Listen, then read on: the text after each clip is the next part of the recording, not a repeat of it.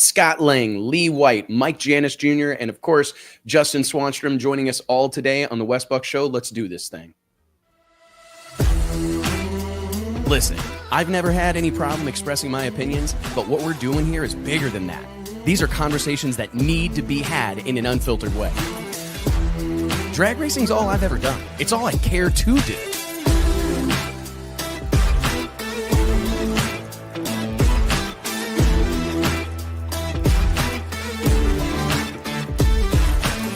I respect the history, I appreciate how far we've come, but I want more for this sport, and I'll fight for it. It's uncut, it's unfiltered, this is the show of shows. The biggest names in drag racing. No holds barred.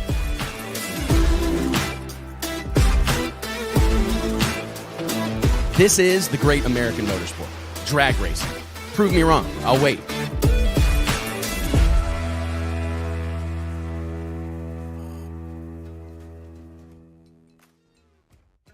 Hey gang, Wes Buck here, Drag Illustrated Magazine, checking in. It is Wednesday, April 23rd, 2025. I hope you're doing well out there. Thank you, as always, for joining us here around Drag Racing's water cooler, where we will dive into all things drag racing. We're going to cover a lot of ground today. We're going to be talking with Scott Lang, fresh off back-to-back wins at ProMods at the Rock. ProMods kind of a return to Rockingham Dragway on a monthly basis, a brand new program that we're super excited about here at Drag Illustrated. He followed that win up with an incredible performance at the Big Dog Shootout, of course, at Piedmont, North Carolina's Piedmont Dragway. We're going to talk to him, his crew chief, Lee White, before we dive into a conversation about quarter mile pro mod and NHRA and everything else going on in the sport of drag racing, door slammer drag racing, with Mike Janis Jr., crew chief to the stars. And then we're going to round out today's show with a wide-ranging conversation with Justin Little Country Swanstrom. Guys, remember, we have a goal this year of having 100,000 subscribers on the Drag Illustrated YouTube channel. So make sure you click that bell, make sure you subscribe, and you get a notification every single time we go live or pump out some content here at DI. Mike, JT, what's going on, boys? You doing well? Doing good. Man, What's do we have cracking, enough man? time for Swanstrom? You added Swanstrom in here as the number 4 I did guest. right at the very end like that. Yeah, dude. Oh, It's that's what happened was first off, do you have him on the right time zone? JT, do we get that squared away? Think so. making Okay. progress. Making Time zones are a I'm whole gonna thing, switch man. it up. From now on, I'm going to start just sending out the invites. I'm going to find out where they live and then put it in their time. Because it is That'll- confusing. Like 'cause, you that'll know, when help. somebody's texting you and you're like, oh, come on at 3 or whatever, Central, and you just see 3 and you're like, okay, well, you chalk that up in your head Well, at 3 o'clock. And then, I've worked with all these Oh, I Central know. Time Yeah, you're folks like for the- so long. I just operate on Central Time now. It makes it You a lot do. easier. And if I do You pretty slip much up don't and have a say choice. Eastern Time, then I screw everything up, and I have the whole You do, team yeah. messed up. So and I never it's- really think about it. Like, you know, when we're working and it's like 6 o'clock or something, you shoot something over. It's like, oh, it's Yeah. like 7 o'clock for him, you know, shit. My Uh-huh. bad. But I then don't you know care, these though. racers, they're traveling all the time too. So then you may send True. it in their time zone, but then they're in a different time zone at a race, and you get them screwed I'm up then too. I'm just going to have to lie 360 all these some bitches. You're probably going to have to. Yep. Well, I was having that conversation with Alex Laughlin, who's going to be on the show next week. And Alex, you know, whenever I sent him a time, he was in Central Time here in Texas, but then he went out to Rockingham to test. And so then he was on East Coast time, and it's like, okay, let's just punt and we'll do it next week. So anyways, we'll have Alex Laughlin on the show next week. He's got a brand new sponsor that he's unveiling today on dragillustrated.com, a new look for his 68 Camaro that's going to be on the track out at ZMAX Dragway. We've got a ton of stuff going on this weekend at ZMAX. I'm not going to be there. Mike, you'll be there. Rick Belden, our director of photography, will be there. It's kind of one of our annual traditions at Drag Illustrated. Rick. We pick out a couple of these Have to say events that where we every know time there's it going to be a lot of story-worthy drivers and crew members and crew chiefs and industry members at, and we try to pick a couple of them to go do significant photo shoots. So, Mike, you've got a full weekend ahead of you, man. It's a lot going on. The circus is definitely in town this week. I always feel it when the circus is in town. Everybody's hitting me up, needs stuff, needs that. I'm hitting people up for tickets, trying to get all my people in. So it's Shout out it's to quite Chad Head and the gang Yeah. at Coletta Motorsports for hooking Mike up with a bunch of I tickets. gotta get with Gary Palinkas, get Gary's carts on a golf cart. He has not confirmed one for me yet, and he's making You know, me I sweat. saw. Did you see He's Gary making at me PDRA? sweat really hard. Yep. At the PDRA season opener, he was out there. He was actually crewing with on Jackie Salone's Pro Nitrous car. It's part my fault because he actually came up to me at that race and said, "Hey, you need to let me know about a golf cart." And I was like, I will. I'm going to, I need to confirm everything. Well, of course, I hit him up like Monday and was like, "Hey, man, you still got a golf cart?" So he's got making 4. me I'll ship you one overnight. Please. I got to get rid. I got to get rid of a couple. I'm like thinking about not going if I don't have wheels because that place is too damn big to walk around. Yeah. Oh my gosh. I've spent so much time on this show talking about honky tonks and Saturday night drag strips, and ZMAX Dragway is the polar opposite of that. It's an incredible facility, but my goodness, is that a big joint? If you've got to hoof it around there all weekend, you're going to get your steps in. I still haven't been there. You've never been to ZMAX? Nope. Well, you had a good opportunity to come to Charlotte. Mike puts it on the calendar as the wrong date. So then if I do plan on it, he's like, "Oh man, my bad. There's not a race this weekend." Yeah, it's the same. It's like the calendar version of the time zone thing. That way, I just trip you up and get you all messed up and keep you off balance. Yeah. You were going to surprise me with a visit a couple weekends ago, and you didn't. So I'm holding that over you right now. When they said when they were going to allow me to come back to the Masters for another day. I was like, man, sorry, Mike. I understand. Yeah. No, ZMAX is one of those places that every time I roll in there, you can't help but just be somewhat taken back by the fact that a facility like that exists for drag racing. Right. I mean, it's just like, I'm going, holy moly, man, this is such an incredible place. And the fact that it's built specifically for drag racing is just mind blowing. And no, if you've not been there, the Taj Mahal of drag strips, the Bellagio of drag strips, I think is what they've often referred to it as. And it fits the bill. It is without question one of the nicest facilities on the planet. They're going 4 wide twice this year. Normally it's 4 wide in the spring. And then in the fall, they do a standard 2 wide race. And we've talked about it for years. The 4 wide, whether you hate it or love it, especially as a diehard fan, as a casual fan, and for like the public in the area, they fill up the joint for the 4 wides. And you go back in the fall and it's less than stellar as far as attendance. And I think we've been seeing that more and more over the years. And so they're going to actually, I think for the first time, go 4 wide, not only in the spring, but in the fall as well. In addition when you think to of that, 4 wide, what do you think of more 4 wide, not less? I don't know, man. I mean, it kind of felt like it was going to be done completely a few years ago, but now we're seeing them kind of double down on it. And I think it's exactly like what we say. I think it sells tickets. I think it's like an easy way to attract the casual fan and kind of push that direction rather than try to work against it, I guess. And especially when you go out there and you see that there's a whole separate 2 lanes that are unused, and then fans on that side of the track. Yeah, well, then fans on that side of the track are like really far away from the action because the 2 left lanes are being used, and it just kind of creates this weird thing. So Vegas has always been that way until they built the other 2 lanes, and you didn't really notice it. But then when they're just sitting there, there's a wall, there's a Christmas tree, the whole deal. It's like, why aren't they using these lanes? Just move some chairs down there. The NHRA would be thrilled with you bringing some chairs down. Yeah, there. Man, just a lawn chair, dude. It's they were honestly doing that at the Masters. They were in front of a tee box, like in their chairs. And I was like, are they hitting over the top of them on a par 3? And they were. Yeah, in the little ridge, Yeah, like I told Brett when we were standing, he's like, I don't think we should be standing here. This is dangerous. I said, Brett, if I go down and you see me tap my leg, I'm fine, but we're about to get paid. I'm curious what everybody viewing, watching along with us today and participate in this ongoing drag racing conversation has to think about, feels about 4 wide drag racing. No one in this conversation is going to like 4 wide because this is not the audience. I like racing. It, except JT, maybe.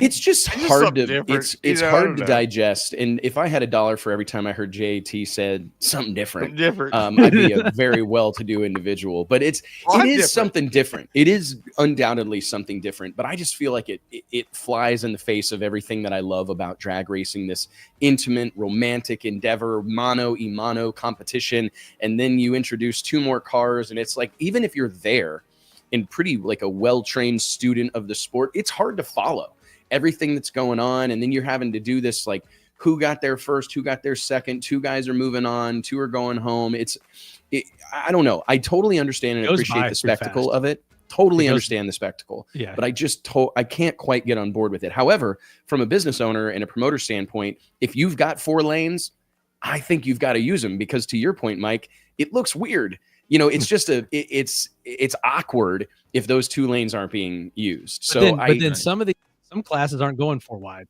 Like, I don't have all the details. I think Mountain Motor Pro Stock is not doing 4 wide. So you just still have like all this weirdness that goes on around it. And it's just kind of I don't know the way to describe it. When you go to ZMAX, and we've been to Vegas a few times, but especially ZMAX, it just does not feel like a traditional drag race.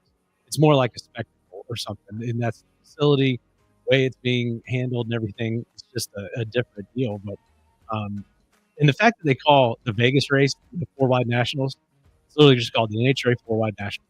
And then the very next race is Charlotte, and it's called the NHRA 4 wide nationals. Like, we probably need to cook up something different. Foursomes are always awkward. Yeah, we got to cook up something different. We got to cook up something different. I know that if they had I guess what they about got like the 4-lane throwdown or something? Yeah, like cook up another name for it. Well, they've got American Rebel beer for this weekend, so then it becomes the American Rebel Light 4 wide nationals. Okay, I get that, but if they don't have a sponsor and you're not referring to it with the sponsor, we got to come up with some differentiation between the Vegas 4 wide and the Charlotte 4 wide. Yeah, 4 wide's pretty boring. Yeah, I don't know. It's Tommy Cunningham from Stroud Safety asks a solid question here. Thoughts on running different classes in the different lanes to speed things up? A round of stock in the left 2 and a round of comp in the right 2. I could honestly probably get on board with that for the sportsman, categories, especially if speed of show, run of show is a concern.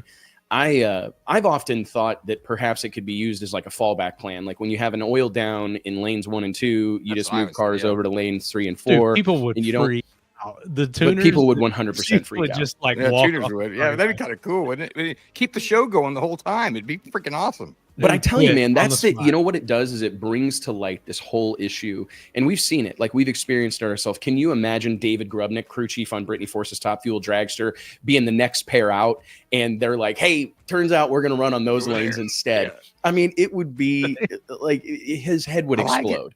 But it is, to me, part of it is this ongoing battle that exists in drag racing, where it's like, there are those of us that look at this sport through the lens of an entertainment product, and then there are those of us that look at this sport as a competition purely.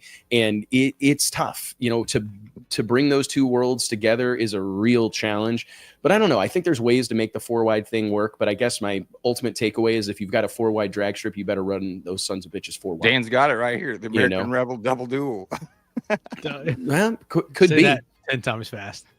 Yeah, we got to cook up something though, because they do need to sound different. They have to have different titles. We got to come up with something, because and I hate to say it, but we are kind of rolling into these events more and more without a title sponsor, and then the title sponsor does seem to come in like a week before the event, and so you only get so much time with calling it that sponsor name, and you're looking at it on the schedule, and it's 2 4 wide races back to back. It's kind of weird, but what the 4 wides are going to really bring to light, and I actually see Randy Johnston saying this in the comments, is that it makes your low car count really blatantly obvious. Like, look at Top Fuel. Top Fuel is already Top Fuel has been struggling this year.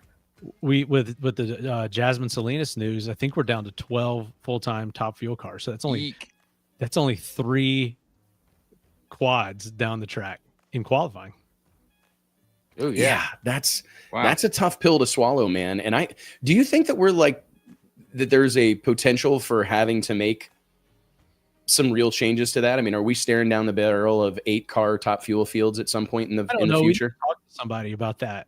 Like, we need to get some real opinions on what's going on with Top Fuel in particular. I mean, I know that the goal is to get 16 to 18 cars or whatever, and the funny car's not busting with 40 cars either, but it does have more and enough for a full field. So it's what is going on with Top Fuel in particular? I don't mean to say anything out of turn, and so please, interpret this in the right way. But I mean, looking at the entry list for Top Fuel at the 4 wide nationals coming up this weekend in Charlotte, you've got 18 cars entered, but 1, 2, 3, 4, 5, 6, 7. I would say 7 of them are, part-time, on again, off again teams. Who's on the list? That's you're not really a looking at that's not our regulars that we're adding in for this. Lex event. June, Todd Patton, Mike Bucher, Spencer Massey, Cameron Foray, Doug Foley, and Scott Farley. And I mean, a lot of I was those going to guys. say you're going to see Doug Foley because he's here in town, and I think we Right. do see Spencer Massey come out to these events at Charlotte. I don't know what that's about, but I think I remember that. Well, I mean, but you're still, to your point, Mike, you're talking about 11, touring cars, really 10, because Ida Zetterstrom is not a full-time car. The rest of these are, I don't know if Sean Reed is committed to a full season or not, but they've been running so well to start the season that it makes sense for them to be out there. But still, I mean, you're talking about a world where there's 10 or 12 probably touring Top Fuel dragsters. And I don't really know what the answer is. I mean, I saw a comment here, money is the reason, there's not enough of it. But I do feel, well, I think universal, but we're seeing like some weird ebb and flow. I think Dylan Winevsky Racing here says a few years ago, Funny Car was low car count. And so it's like it goes back and forth here. And now we're seeing it. But there's just not a lot of room for error. I mean, you lose one or two of these cars, like the Jasmine Salinas news was such a bummer because she's been running so well. Really good. In the hunt. Like, and you think this is the year they got it together. And then just out of nowhere, she's parked for the next few races and now going on a part-time schedule until they secure funding. Yeah. So it's a tough deal, man. But it kind of, and I hate to, I mean, we can kind of go down this road and maybe we segue this into our guests for the day, but it just goes to what we say that Top Fuel and Funny Car is a hard sell, and that Pro Mod and Door Cars, in our opinion, are the healthy class and the way of the future for drag racing. I had a conversation with a prominent drag racing NHRA team owner this morning, and he said, I really think we are looking at a seismic shift happening in the sport of drag racing right now. Like there's really something happening. And I point to, obviously I want to, talk about our own events, the Drag Illustrated Winter Series, the World Series of Pro Mod, et cetera. But, I look at what Cletus McFarland is doing. I was doing some research last night. Just, there's not an influencer, so to speak, of the caliber of Cletus McFarland in any other brand of motorsports. I mean, if you look at Landon Norris, even Max Verstappen, their YouTube following, couple million, 1.8 million. You go look at Cletus's, it's over 4 million.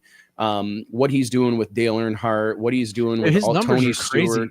Like I shared that post today, and you tag and you can see the followers real quick. I think Cletus has 2.5 million followers, and Dale Earnhardt Jr. has like 3 million. He's only like 500,000 behind Dale, and I can even have those numbers backwards right now. But yeah, it is absolutely crazy what he's been able to do and what he's been able to in reach. The fact that he is more attached to like grassroots drag racing, like the do-it-yourself backyard type of builds and really crazy stuff where you're putting twin turbos on an exoskeleton salvage title Z06 Corvette, or even the mullet, El Camino with a twin turbo big block in it. The fact that the biggest influencer in motorsports, Cletus McFarland, has such an interest in hardcore grassroots door slammer drag racing cannot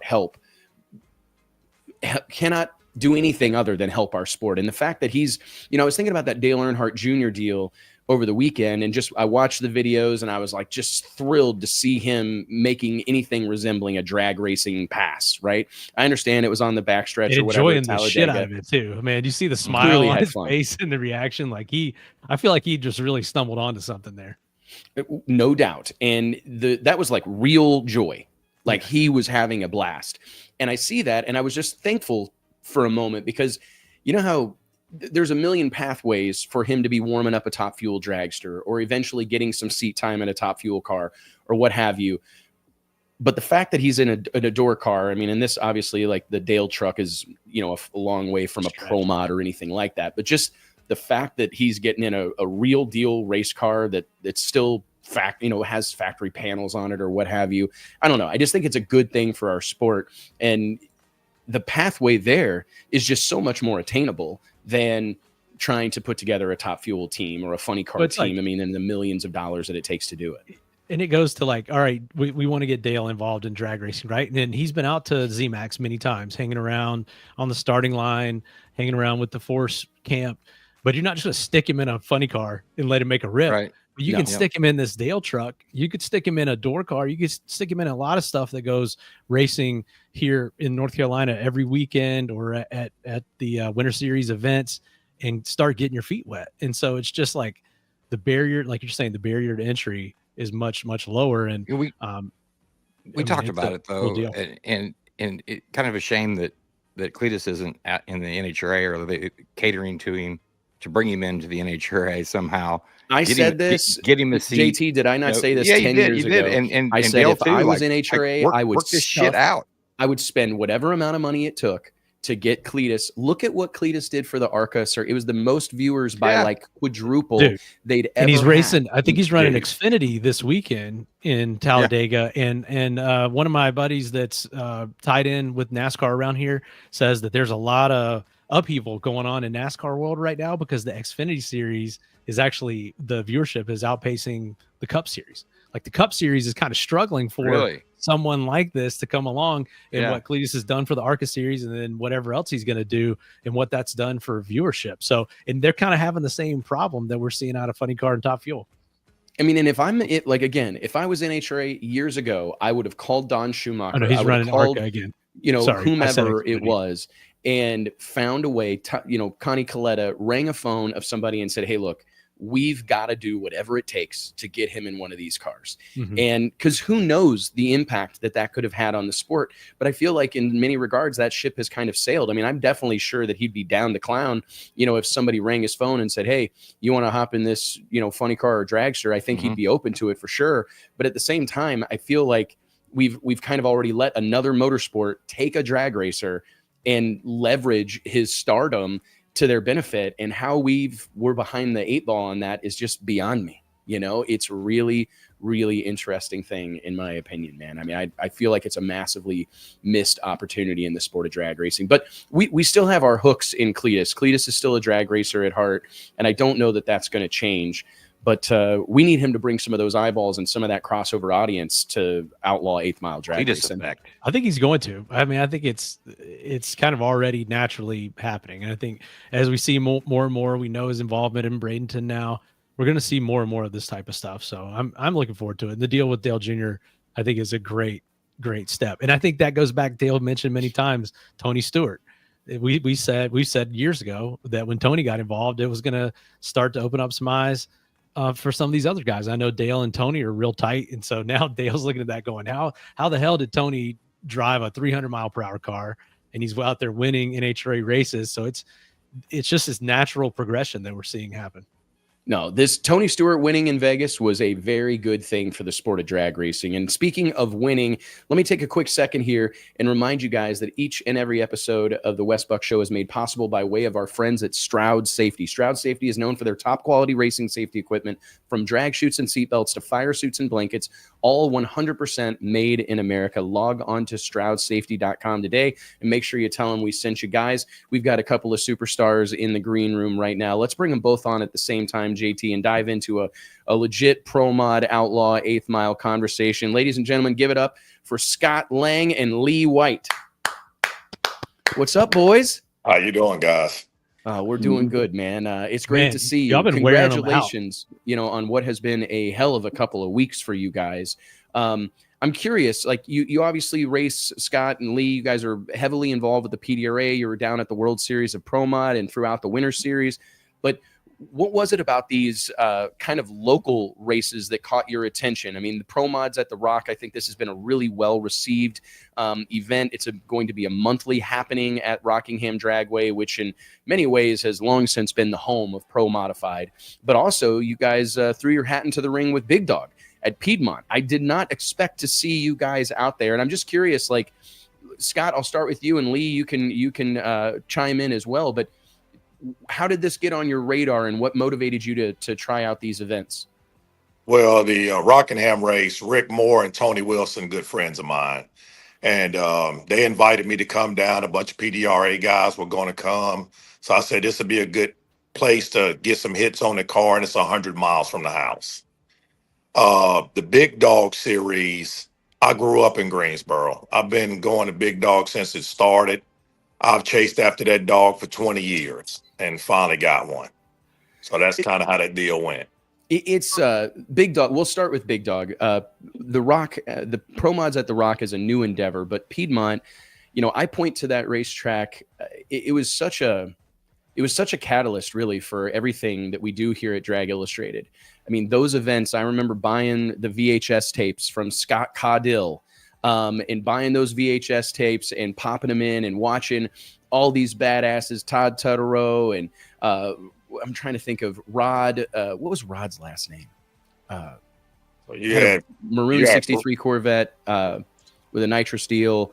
But all those Rod guys. Hauk back in Rod the Hauk. Clemens Yeah, Rod day. Hauk. Yeah. All these dudes. That was when they combined. They ran that. A lot of those guys ran the Quick 8 Pro Mod series like we did. Yeah. And then we would combine them with Big Dog, and they'd call it a Power Jam when they had that in the summer. And those were always big events, but that was us kind of piggybacking on the success of Big Dog at that point. It's always been a huge deal up there, Piedmont. When you go there, and I mean, watching these cars run, like Wes, you got to come to one of these events at Piedmont and watch these guys. Like to see a car like Scott's doing what it's doing on that track is like a whole nother game from seeing it at Galat or seeing it at Bradenton or whatever. So it's just extremely impressive. And what you guys did, resetting the records, and winning the race, I mean, that's just icing on the cake, like you said, for a guy that's been chasing that for 20 years. That's that guy's fault right there. I actually text Scott immediately after Big Dog, and I said, man, you must have to carry your balls in a wheelbarrow.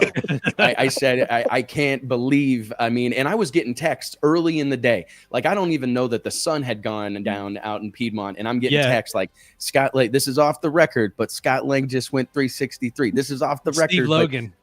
Steve Logan yeah. was our mole there. He was keeping us up to date on what was going on. He said, prepare for records to fall tonight.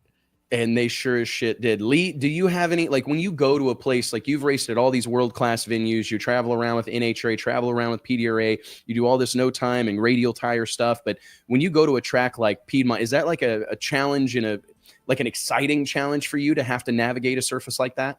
Man, it's actually like being at home, to be honest. Like all of what we do now, racing at PDRA and all the NHRA stuff. I mean, the tracks are awesome. But they're like a super freeway. Everything I ever raced and grew up on when I was younger was all little bitty small racetracks, and you just had to be a really good driver. You had to be able to know where you were at, and that was the first conversation I had with Scott right before we made our first run. I reminded him, I said, hey, keep in mind, this is not PDRA. This is not a super freeway. Do not get out there and drive the car around. I said, we'll do good, but it's the best racing there is. And then the crowd and all the people that's there betting, like there's a grandstand dead beside the start line. I mean, they're on top of you. And they're just, I mean, and it's packed. There's so many people. I mean, there's only standing room only. And I mean, you just don't have that kind of energy at very few races ever. Well, it's like I was getting text people saying there was 2,000 or 3,000 people there. And what's crazy about it is that it's happening on a Thursday night, and it's been happening for 20 some odd years, 30 years. Yes. And it's the local, I remember having a conversation with Todd Tutterow way back in the early days of the magazine, like in the 2006, 7. He's like, Wes, you don't understand. You can go to a coffee shop or a little breakfast restaurant in that area, and people are on Friday morning and they're talking about what happened at Big Dog, the night before. Like, it's part of the local conversation. And we talk about that here on the show a lot, that the sooner you can make your event or your race matter locally, the easier and quicker it will matter regionally and nationally. Like, if you can build a real fan following in the local community and make it matter to the locals, it's such a cheat code for growing these events. And it's like, it's why we do so much stuff in and around the Bradenton, Tampa area for the Winter Series, is we want it to matter to the locals. We want the people that travel from London or come from across the country, that to be icing on the cake. We want to bring out a strong contingent of local fans. And it feels like that's what Piedmont has been doing, kind of teaching a class on for the better part of 3 decades. When did you go out there for the first time, Scott? When did you get your first exposure to Big Dog? I was there when the class originated, with Jim Turner and Bob Harris and all them guys first started it. And Maurice Harris, Travis Harvey, Rock Raynard, all these guys raced there. And I watched, and I got an opportunity to drive a nitrous car, 706 in a probe. And that was my first taste. That's where I cut my teeth at driving. And going to PDRA, like Lee said, the tracks are way wider. It's, like a super highway, where this is like running down a 2-lane street. You get cute there, you put your stuff in the guardrail. We saw that. Those two cars, it was Decker and Hauser. They both shook and went to their respective walls and smacked the outside walls on it, just simultaneously, which happens. I mean, it can happen in the blink of an eye at somewhere. Yeah, Mike, you've been there. So Yes. It's just I'm trying to stand up there and watch the race. I could barely get out of the way of a burnout. There's like not even any room to like move over to the side. Like you got to really kind of plan where you're going to stand, because there's people loaded up there and there's not all this extra room. It's a intimate deal. But you're talking about like your first experience you had, and then we've watched you progress over the last few years. You've been kind of coming on, sneaking up on it in PDRA and in the Winter Series events. And then now it just seems like, all of a sudden you're here and you're out there setting records at Big Dog, winning these events. Like, what has kind of spurred that evolution of your program, especially over the last 5 years, where now you've kind of gone to the top of the pack here, in these last couple of years? Well, like I said, it's just, Lee helped me out a lot, teaching me, what not to do, what to do, and coaching me along. Because I'm one of them type of guys, I like to be coached. I played ball. I'm an athlete. So, I need to be coached. I don't need somebody to tell me, hey, you doing okay? No. If it's wrong, I need you to tell me that it's flat out wrong. So, and being down there, like I said, I drove 2 blower cars down there too. So that was I never won there. And it was, Lee looked at me like, what? I said, I've never won there, Lee. And it just meant a whole lot to me to win, because I'm from Greensboro. That's where I'm from. That's where the track is. So, Mike, you know better than anybody. You know how it is around here with us. It just, no doubt. Pro Mod racing just oozes out of people in North Carolina, period. Oh, we saw it in the pound for pound rankings. It was like half the list were all North Carolina guys. And I'm the like, first man, message North Carolina, we get, stand up. Yeah, as soon as we published the list, that was like right after you had won Big Dog. It's like, where's Scott Lang? When's he going to get on this list? Well, I'll tell you what. We literally just finished the list. We're going to get him on the next list. Hold on, Mike. I got to go cut Wes's grass to get on the list. I saw somebody put on social media that it's Wes's friends list. And I'm like, hell, half the people on that list don't like me, but that's all good, man. It's you're doing your job. You're doing your job if you don't like it. And it's one of those things that it's a challenge. Like, one of the biggest issues that we've had with Pro Mods at the Rock is we don't have recorded reaction times for eliminations. Yeah. No, we've not been able to get them. The notes I got from Rick Moore were handwritten, and we put them into our spreadsheet, into our database, and we'll factor those things in. But it just goes, I'm actually working on a story for the website right now, like how as a sport, we've got to get better about keeping track of this shit. Like, across the board, we've got to get better. And that's, NHRA does a really good job. DragRaceCentral.com is a fantastic resource. And a lot of the media outlet, like Competition Plus, does a great job with round by round results and all that type of stuff. But it really is crazy how many of these events happen where you look back a year or two later, or 3 weeks later even, and there's no record. There is no easy way to find out what happened. You've got to be friends with the right person on Facebook and be able to go find the pictures that person took of the round sheets. It's crazy. But we did get great round results from Big Dog, and they'll be factored into our updated pound for pound rankings that are to come out late this week. But it's just a huge shout out to Buffy Brewer at Piedmont Dragway, who just sent me over all the round results from Big Dog. And it feels like there's a resurgence happening at Piedmont, North Carolina. I know there's been some significant changes at that track. We had someone earlier in the comments asking where the Big Dog shootout takes place, and it happens in Piedmont, North Carolina at Piedmont Dragway.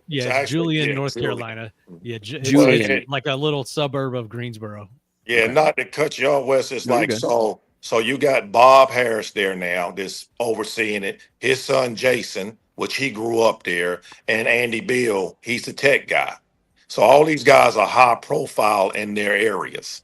So, and that just made it, that 45 minutes, Mike, you know how it is at Piedmont. When they said 45, it was 45 minutes. It wasn't 2 hours. It wasn't an hour 15. No, to the lanes. So we were struggling to get that car cooled down. to go rounds that fast. Lee, does that factor into like the tuning decisions you're making, well knowing that the car's got to be raceable in 45 minutes? 100%. Like, you definitely factor all that in, but you still just do it responsibly, because if it tears up, it's slower, but it's you take it into account. You try to remember that you have to run the next round pretty quick, so you can't tear nothing up. It's pretty amazing to me, man. The fact that an entire event, 2-3 rounds of qualifying and 3 rounds of eliminations happened inside of 5 hours. 5 to 11, which is that's what makes that whole deal so awesome. So you got 2 rounds of testing, starts at 12, 2 qualifiers, 3 to win. So from 12 to right at 11 o'clock, you're running 7 laps in that short amount of time. It's bonkers, man. But it's honestly, like, in this day and age, I'm surprised we're not seeing more formats, more of this pop up, and I wonder if we will, because I've often looked at Piedmont and the Big Dog Shootout as a rubric. I've often wondered why there haven't been more tracks across the country that have tried to adopt something like that. We've seen it, like Milan Dragway has a solid heads up program that's kind of a monthly deal, and there's a few of them around the country. But this whole notion of being able to run an entire race in a single day, how much does that help? Scott, you've got a multitude of businesses, you got all sorts of stuff going on. It's got to be nice to be able to just take a day to go drag racing and not have to travel across the country or what have you, or be gone for 3, 4, 5 days on the road. Yeah, it's tough when you go to the 3 or 4 days, but the one day thing, he likes that deal, because it's it's just nonstop. And to put it in layman's terms, balls to the wall, and you can't drop the ball on the ground or you go home. And the biggest thing is like I said, Mike can relate to this. It just, we grew up in that, that quick A stuff, one day. Everything was one day. It wasn't like come Friday and stay to Sunday. It wasn't like that then. Yeah, we'd go to a PDRA race or IHRA race in the day. We'd have to travel halfway across the country to get there, set up, be there, 2 runs on Friday, 2 runs Saturday, race on Sunday, drive back home. It takes a week. So we're all about that one day Saturday at Farmington or Mooresville or Piedmont or, any of these tracks around here. That's literally like door car racing in the Southeast. That's what it is. 8th mile, one day, at your local track. You could race 3-4 nights a week around here back in the day. So that's what's awesome is, so like what Piedmont's doing, what Rockingham is doing, like, to me, that's the whole grassroots of what Pro Mod really started on. I'm really good friends with Scotty Cannon. He's one of my mentors that's helped me and taught me. And those guys raced 4 times a week at different racetracks, and that's what made them so good. And we don't have that anymore, other than a couple of people doing it. But they used to be match races, they used to be shootouts, and it was all one day deal. And that's back when you've seen old photos of where the stands was like packed out, and there were so many people there. And everybody loved it because it was a one day deal. People got to come see qualifying and see a race, and it wasn't, it wasn't drug out to where it's a 4-day event. So people have to decide what day they want to go to try to watch. And the coolest part about it too, and a thing that I think our entire sport would be well served to take note of, is that they put on a show like that, and it's not 400 race cars. You know what I'm saying? Like, I think that I talk to promoters all the time, and it feels like the measure of success for a promoter or an event organizer in this day and age is car count. It's like the first thing everybody wants to throw out. It's like, well, we had 300 cars. Well, we had 270 cars. We had 416 cars. I was looking at Charlotte. I think they've got over 400 cars for the 4 Wide Nationals this weekend. A drag race, it takes 2, baby. It takes 2. And if you've got, a dozen really good cars, you could put on a hell of a show. You can put on a hell of a show with that, and it's concise, it's digestible, it's happening fast, and it ticks a lot of boxes, not only for your racers, like we've been talking about, minimizing the logistics and the time away, but it also just makes it ticks a lot of boxes for fans. To your point, Scott, you're going to see a whole show, qualifying and eliminations in one evening at the track. it's pretty hard to beat that. I'm surprised. I mean, we were just talking at the beginning of the show about how top fuel car counts are starting to dwindle. I mean, we're seeing, fairly consistently, short fields, not being able to make qualifying meaningful. And I don't think it would be a negative to qualify 8 cars. I think qualifying needs to matter. And I think it does. It has the potential to improve the pace of your show. It's nothing that our sport should be terrified of. I don't know that it's not always about quantity. Sometimes it's about quality. I agree 100%. Like, and that's what makes the competition, and that's what makes it all really, really good is some people look at it, oh, well, it's a small race, it's big dog. No, everybody should look at who's there. Todd Tutterow, he is the baddest man there is with a blower car, hands down. Yes. He's been there, done it. Got a T-shirt. Travis Harvey, he's a killer driver. He had the second fastest car there, and he was fast. And believe me, if you stood behind his car and watched him go 65, it gives me chills because the track's so narrow, and a nitrous car is always known to carry the wheels forever. And if it moves, wiggles, steps out, it's over. And it makes it really exciting for the fans. So that's why they're there. That's why so many people show up. And I'd be willing to bet the next race, they might have to close the gates because there's been so much happen because, they chose a set of rules that brings a different car there. It's going to be really exciting. The rest it's funny you mentioned the quality or the level of competition, Lee, because we actually, for our pound for pound rankings, we created a weighting system for all the different events. An NHRA race, I think it's fair to say is probably considered more, and I don't want to piss anybody off, but I would argue that it's considerably more competitive than in a Midwest Drag Racing Series race, right? And all these events kind of they exist in different places, and we were looking at Big Dog, and I'm looking at the qualifying results, and I'm like, well, you can't classify this as like a local shootout because there's some of the baddest dudes on the planet happen to come, and it's not always been this way.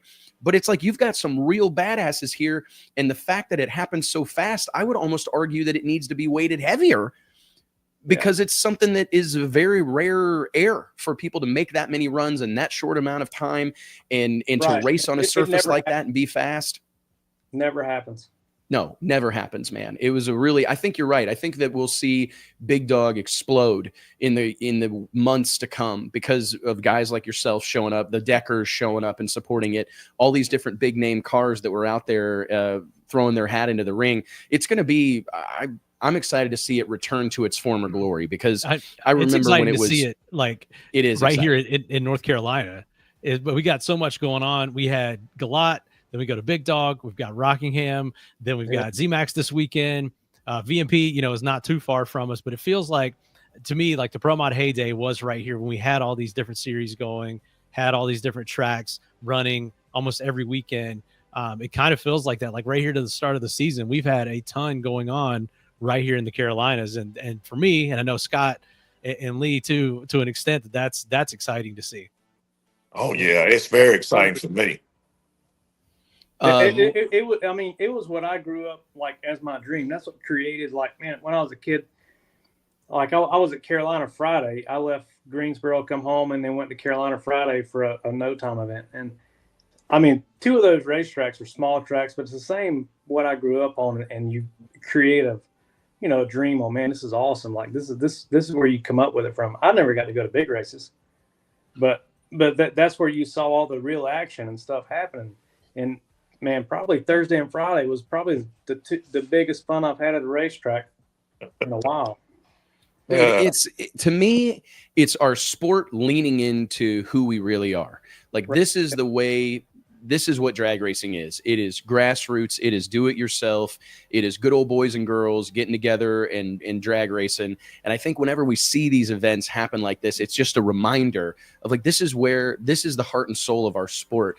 And I know that we all want it to be bigger and better and more money, blah, blah, blah, blah, blah. But we can't lose sight of what got us here. And the magic of this sport, it really, you can't see it any more apparent than what you'll see at a Piedmont Dragway, or I was out at the Midwest Drag Racing Series event last weekend or 2 weekends ago at Extreme Raceway Park, a little 8th Mile track here in Texas. And it's like, these are the tracks that made our sport great. Like, it's wonderful to have the Z Maxes. It's wonderful to have the Strip at Las Vegas Motor Speedway and these incredible venues. Fantastic.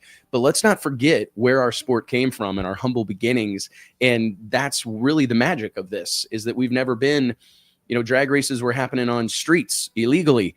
You know what I mean? Before all of this, before there were purpose-built facilities. And I don't know. I think it's something that we need to be more excited about than we seem to be at times, because it's, a lot of these events, they'll outgrow those small facilities, right? They can't park all the rigs. Everybody's got a tractor trailer now. It's no more dualies and tag trailers.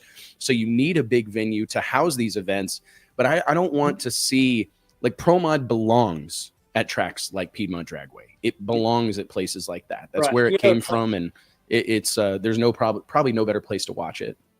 100%, man. I'll be honest. Like, I've raced pretty much anywhere there is to race. NHRA, PDRA, Midwest. I raced it all. And man, I'll be honest. I'd be willing to challenge anybody that races NHRA, Midwest, whatever.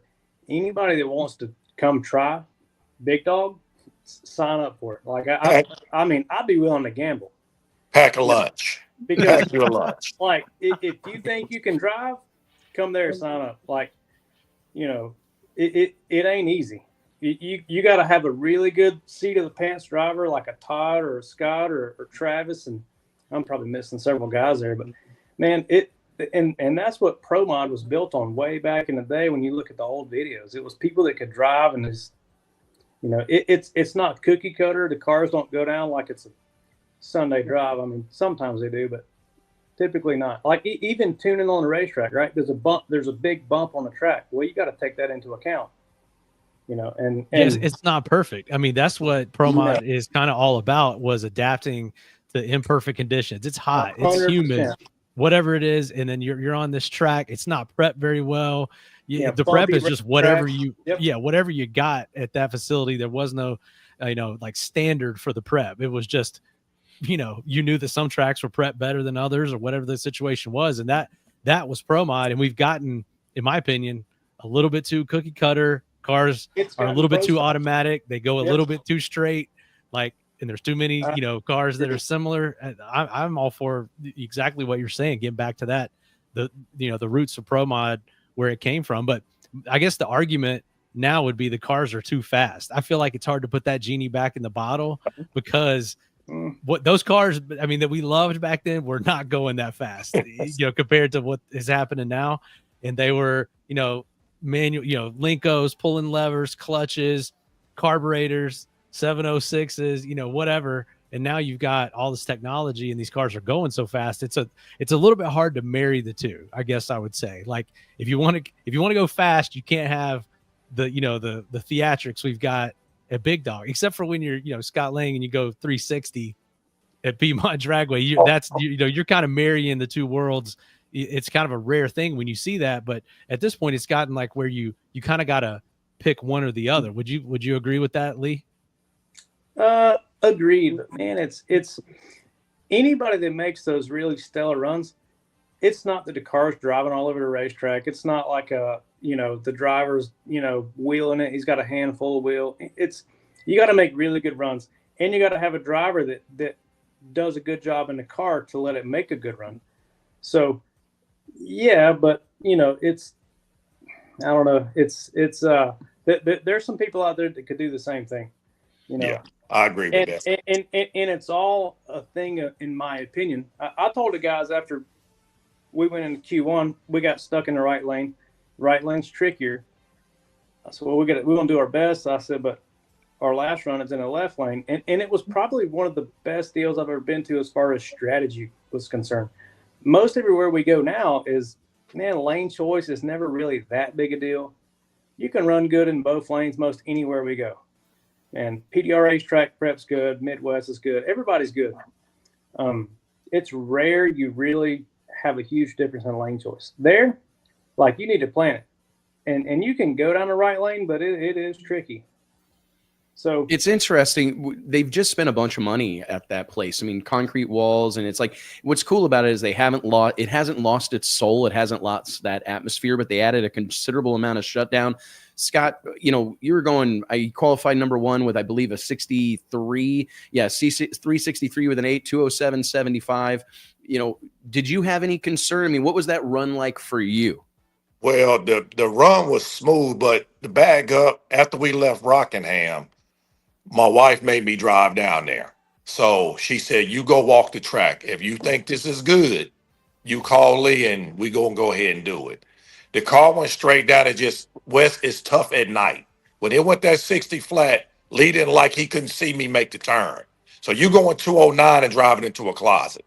It's dark down there.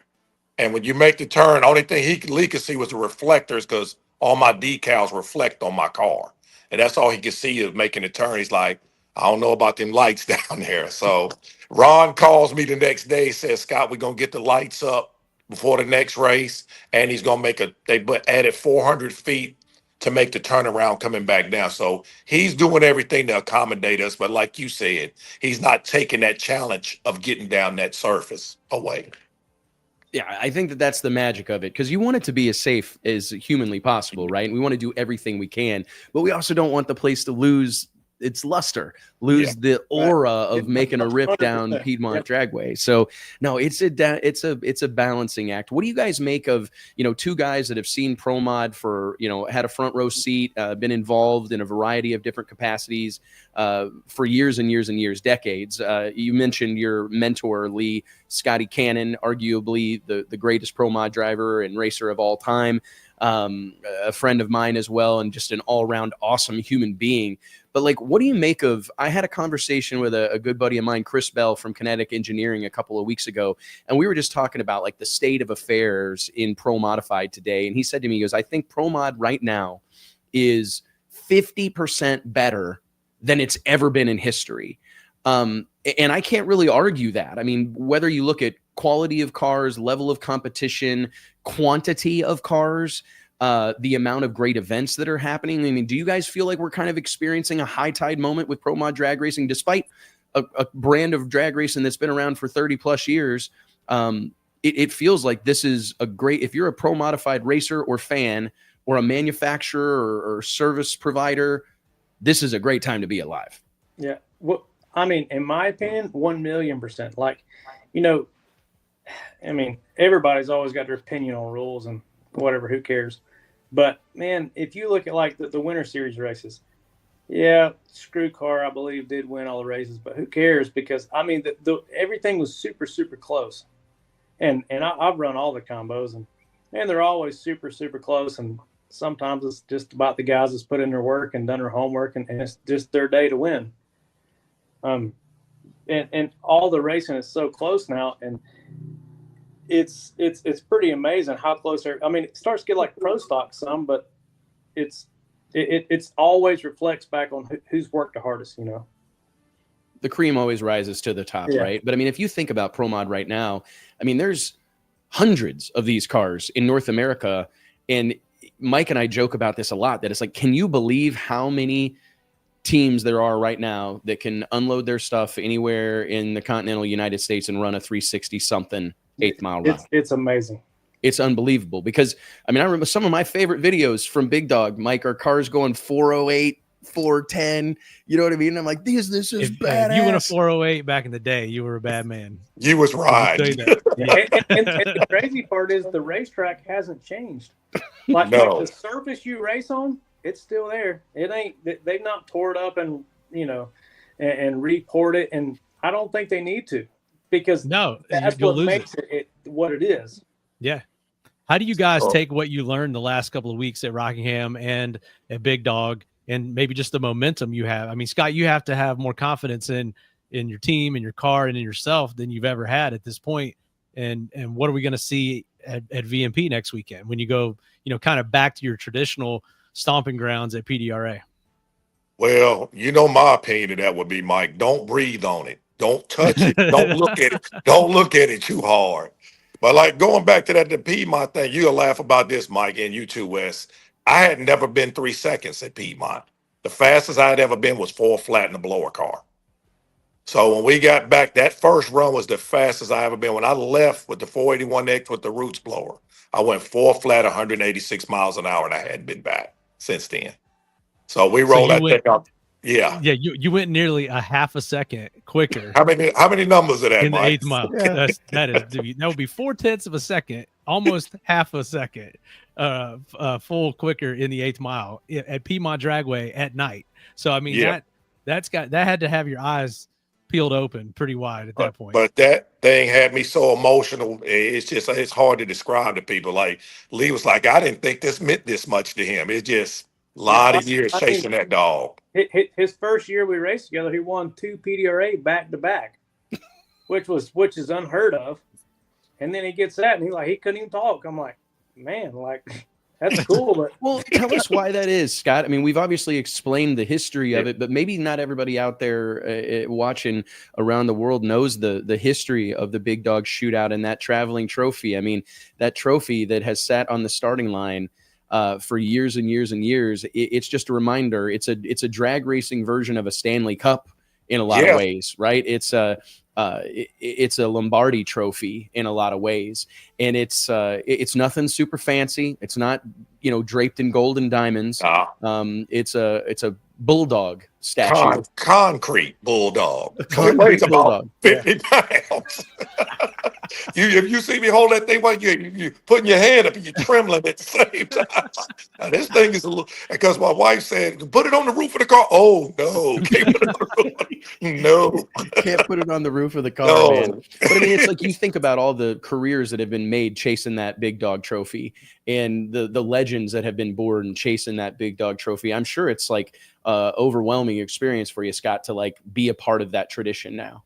Yeah, like you said, you see your Todd Tutterows, Travis Harvey's, Randy Witherford's, Jason Harris. That lists all of them guys at PDRA. If you bag up half the field like with us, it originated from Big Dog. Matt Hagan, another one. People don't know that. Matt Hagan ran Big Dog. That's where he started. And he's top fuel world champion, well, funny call, world champion. And he started running Piedmont Big Dog. And man. Yeah, a lot of people don't know that. But if you, Scott, your family's there. I mean, we'll see your whole family out there. Yes. Your wife made a post about it. I read her post. It seemed to mean a lot to you, your whole family, your wife. So you've got that tie-in. Not just the history of Big Dog and of the track, but that's kind of like where your family goes when you guys go racing. Yeah, even when we were spectators, it's like I told you, Wes, when I won them 2 races back to back, I was that guy sitting in the stands. Even at World Series of Pro Mod, a year before I got that car from Randy, I was sitting in the stands. And a lot of people don't believe that. I've always wanted to be a Pro Mod racer. And Pro Mod means everything to me. And like I said, I try to put my best. Without Lee's help, I wouldn't be successful. Without a Randy Witherford, I wouldn't be successful. Without my family and trust in the Lord, I wouldn't be successful. That's it. It's an incredible thing that you guys got going on, man, and I'm excited to see it, and I'm hoping that you are able to carry that momentum into Virginia. Mike and I will be out there in a couple of weeks at Virginia Motorsports Park, Tommy and Judy Franklin's place. Can't wait to get out there, man. We had so much fun at the first PDRA race of the season. It's a great community, a great group of people to be a part of, and I honestly can't wait to get to the next one. Yeah, me too. What about you, Lee? Yeah. It's good, but it's definitely not the local races. Definitely not a local race. Now. He's got the hook, Scott. He wants to do the local stuff. No, I love Mike, it. he was right at home. I was worried about. I said, "Lee, you sure?" He's like, "Oh man, this is great." That's where I grew up. Love it, man. Oh, I absolutely love it. Well, hey, thank you guys, Lee, Scott. Thank you guys so much for joining us and shooting the shit a little bit. Scott, we've got to talk more at some point in the very near future because Scott's got an incredible drag racing heritage that I don't think a lot of people know, but we're running low on time. So we'll have to schedule you again to come back on here and talk about, your story and how you got to this point, the dream of Pro Mod and how, everything it took to get to this moment. But for now, congratulations on a hell of a couple of weeks. We can't wait to see you at Virginia at the PDRA Mid-Atlantic Showdown at Virginia Motorsports Park, and we'll see you guys there. Thank you, guys. I appreciate it. Thanks, appreciate you, boys. All right. Talk soon. Let's give it up, guys. Scott Lang, Lee White. All right, guys. Hey, let me take a quick second here and remind you that each and every episode of the Wes Buck Show is brought to you by way of our friends at Redline Synthetic Oils. Redline has a reputation with racers and hardcore enthusiasts for creating products that protect and perform better than any on the market, and they've been doing it since 1979. Whether it's your race car, your tow rig, your motorcycle, or your lawnmower, when you think about lubricants, you need to think about Redline. For more information, log on to redlineoil.com. Mike, man, we've got another one of y'all in the green room right now. Dear friend of mine. Another Mike? Is that another Mike? Okay. We've got another Mike on deck right now. Today. Dear friend of mine, supported us here at Drag Illustrated and all of our crazy ass ideas for a really, really, really long time. And it's fantastic to see him having this ongoing moment in the sun, crew chiefing for a multitude of high level pro mod teams, including his dad, the legend himself, Mike Janis Sr. Ladies and gentlemen, let's give it up for Mike Janis Jr. What's going on, Mikey? Hey guys, how you doing? Thanks for having me on. Oh, thanks for joining us, man. So where are you? Are you at a racetrack somewhere? We just got done testing at Rockingham, and we just pulled into Charlotte. So just sitting in the lounge, and guys are outside setting up. I was going to say, he's the show got me out of setting up right now. So yeah, thank you. Hey, that's good. I was going to say, man, I think all the pro mod field is either at Rockingham or en route from Rockingham to Charlotte at this point. Yeah, there's quite a few teams there, so they did a great job for the last 2 days. They were expecting rain both days, and we lucked out, no rain, so it was a blessing, man. It was great to be there. Is it your birthday today, or is it your dad's birthday? My dad's. Okay, I saw. Happy birthday, Mike Janis. Yeah. Yes, I never sir. know if the Mike Janis on Facebook, if that account is your dad or you guys like. Yeah, no, it's my dad. Yeah, it's my dad's, and obviously he's not very tech savvy or anything like that, so I can't handle the social media. And then he gets to go on and click on stuff and like stuff, so that's his excitement. So that's kind of how that works. Well, so tell us one of the big stories that is about to break on dragillustrated.com is the involvement of Alex Laughlin with the Mike Janis Racing Camp. I think this is great news for the sport of drag racing. Obviously great news for Alex and yourself, Mike. Take us through kind of the lay of the land right now. For those that don't know, I mean, you guys provide superchargers to a lot of different teams, even if they have like their own engine program or their own race program. You provide power in a multitude of different ways, but you also field a handful of cars and kind of oversee their operation. I guess tell us about the partnership with Alex Laughlin and just kind of the lay of the land as it comes to Jansen Racing right now. So it's actually funny how the deal worked with Alex. We actually we purchased a 68 Camaro from Jim Phillips last year. Basically, it was just a deal, just we were going to sell it, flip it, and Alex Laughlin ended up buying it. And I've been friends with him and his dad for a long time. And so I said we sold it to him, and he got it ready for the Snowbirds, I think it was. And we kind of just stayed in touch, and he reached out to me and just said, hey, we're looking to do something for a program and take a little stress off my father and I. And, is there something we could work out? And it just was a great fit for the program. And so the car comes to our shop, and it's got our power plant in it, and we service it, tune it, maintain it, and it travels the country with us on the NHRA Pro Mod Tour. So that's how it kind of worked out. It was just funny, man. The car left, and then it came back. So that's pretty full cool. Circle moment, right? Full circle moment. So what was it like getting acclimated to racing with Alex? I mean, this guy's got a real deal race car driver, been behind the wheel of everything under the sun. Most recently, an NHRA Nitro funny car, but he's had success in pro stock. He's obviously done a lot of racing in pro mod, top alcohol dragster. The list goes on. Factory X. I mean, all these different cars that he's driven. You got to feel good about the potential success of this relationship, right? And also having, despite someone who's been around the sport for a long time, someone that's, kind of fresh faced to the NHRA pro mod scene. Yeah, no doubt about it. I mean, it's like anything, man. We got the car ready, and you don't know what to expect, right? You have a good car, you have good power. You just don't know if you're going to go out and you're going to have a 385 or a 590 moment and go 245 miles an hour, whatever the case is. So he showed up yesterday. He got there a little late because his luggage was all delayed. So it was kind of oh man, this is going to be a little scary. We're starting off on the wrong foot as far as, he's late because of travel, and it's not his fault. And, he showed up, man, and it was unbelievable. I don't think, and this is not just because he's here right now, I don't think I've ever been around someone that can drive like that. He got in the car, didn't even Didn't even have to really talk to him. He just said, "What do you want me to do?" He got in the car, went up the first run, did the burnout like he's obviously, which he has been in the car forever. I told the guys after he left, I mean, it's just a breath of fresh air. It's a breath of fresh air that he just can get in the car. You don't even have to worry about it, right? It's not even it's gonna be on us now, right? It's not even gonna be on him, which is gonna be awesome for us.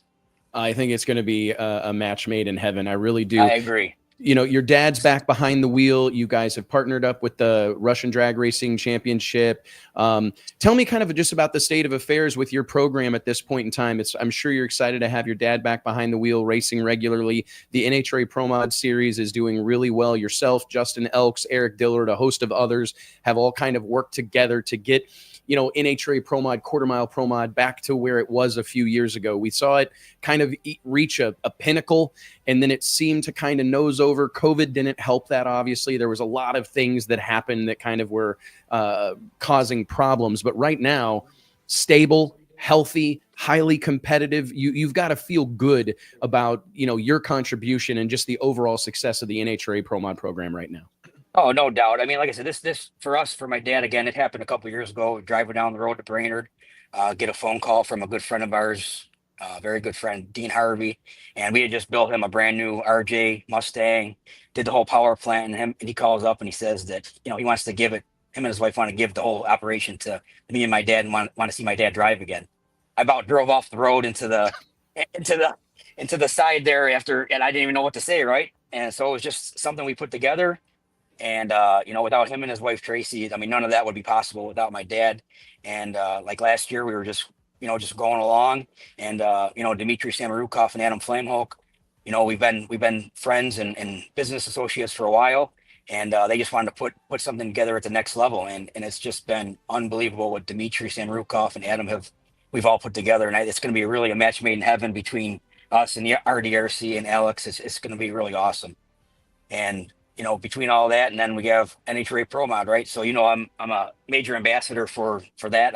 I've been in all forms of racing, but NHRA is kind of our bread and butter, and it's just somewhere where we love to be. We love to race in front of those hundreds of thousands of fans, and it's I don't think we've ever seen NHRA Pro Mod in particular this way in a very long time. We have unbelievable car counts. I think we have 26 cars enter this week at Charlotte. Competition, any of those 26 cars can win. So that's just saying a lot for the tuners, the drivers, engine builders. It's just unbelievably awesome of what myself, Dillard, Justin Elks, Justin Bond, Stevie Jackson, Debbie O'Rourke, Stan Shelton, what we've all as a board have been able to come up with over the last couple of years. And hats off to sponsors, racers, and everybody involved. It's going to get more exciting.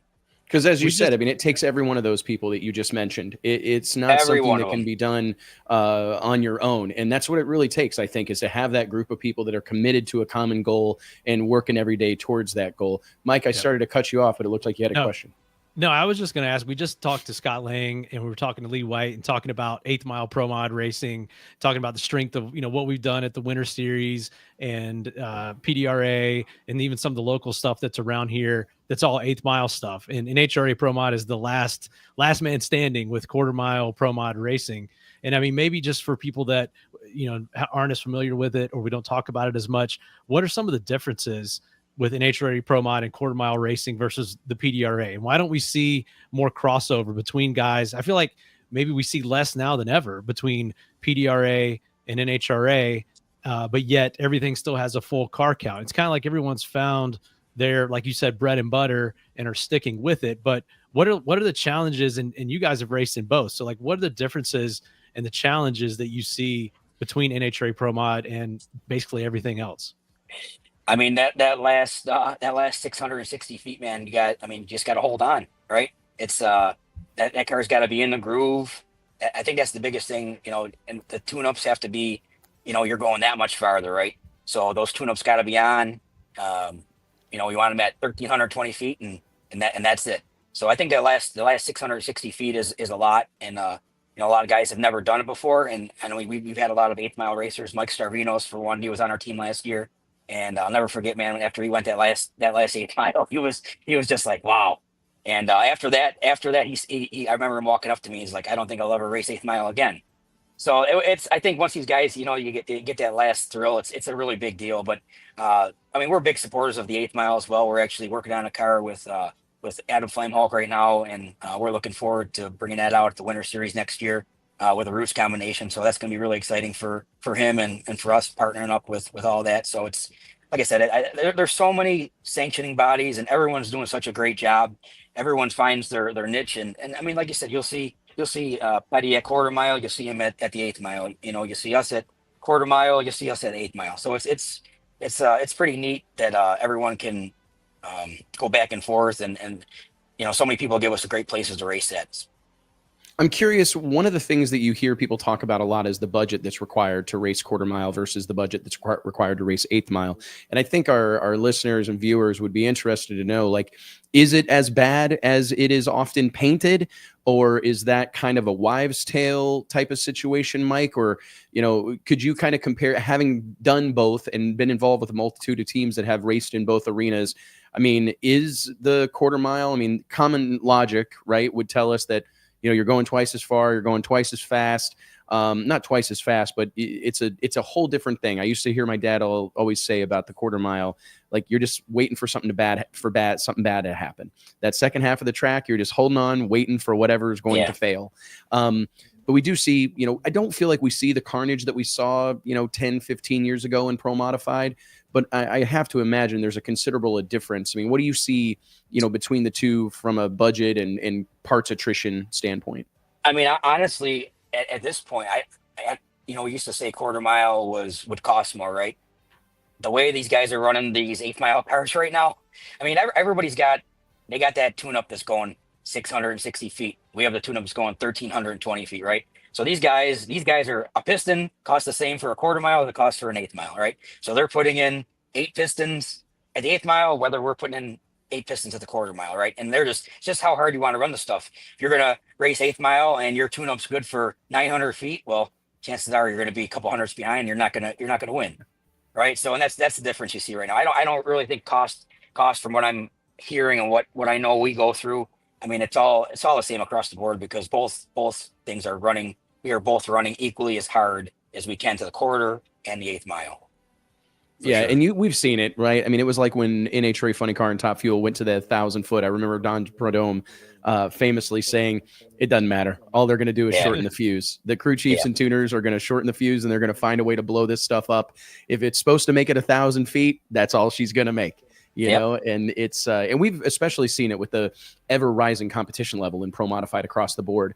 I asked this question of Scott Lang and Lee White just a few moments ago, and I'm curious your perspective.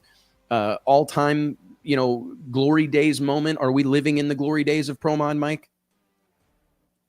I really think we are. I think it's somewhere where it's never been before, right? I mean, we've been around the old IHRA and NHRA days. I mean, I remember, you know, you have 50, 60 cars at Rockingham back in the IHRA days. It's a different level right now, right? Because back in the day, you had 50 cars. Let's just use an IHRA Rockingham as an example. You have 50 cars. Well, there's probably really only 16 to 20 that can win, right? So now we come to NHRA, like I said, you have 26 cars. I promise you 26 cars can win. You go to PDRA, you have 25 cars, 26 cars. I promise you every single one of those cars can win.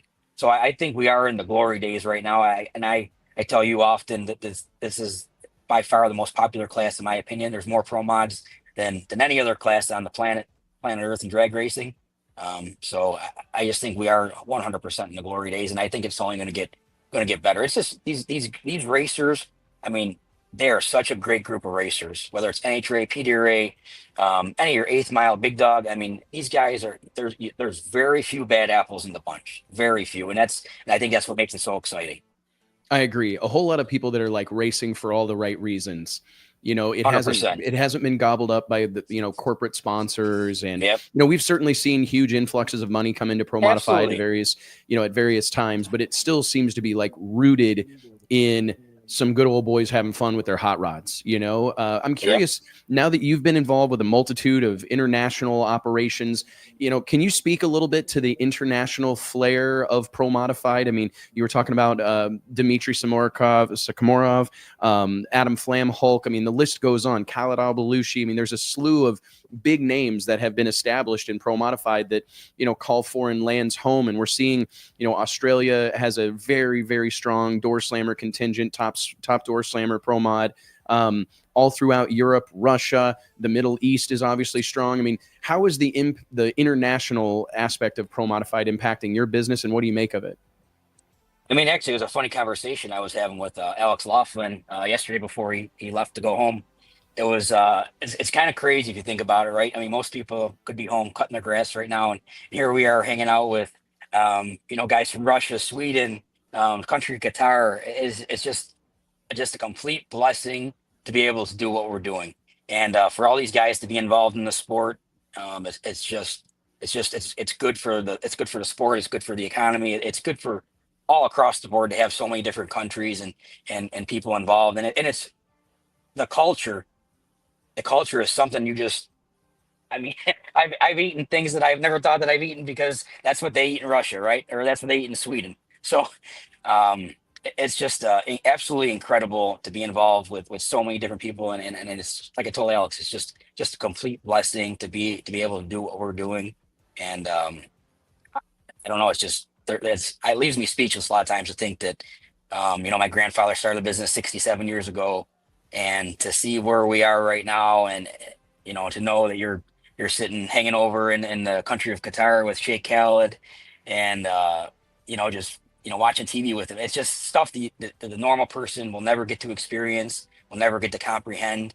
And like I said, it's just all been a blessing across the board for us. It is really crazy to think about, of all the things these guys and gals could be doing. NHRA Pro Mod, PDRA Outlaw Racing, and that's what they choose.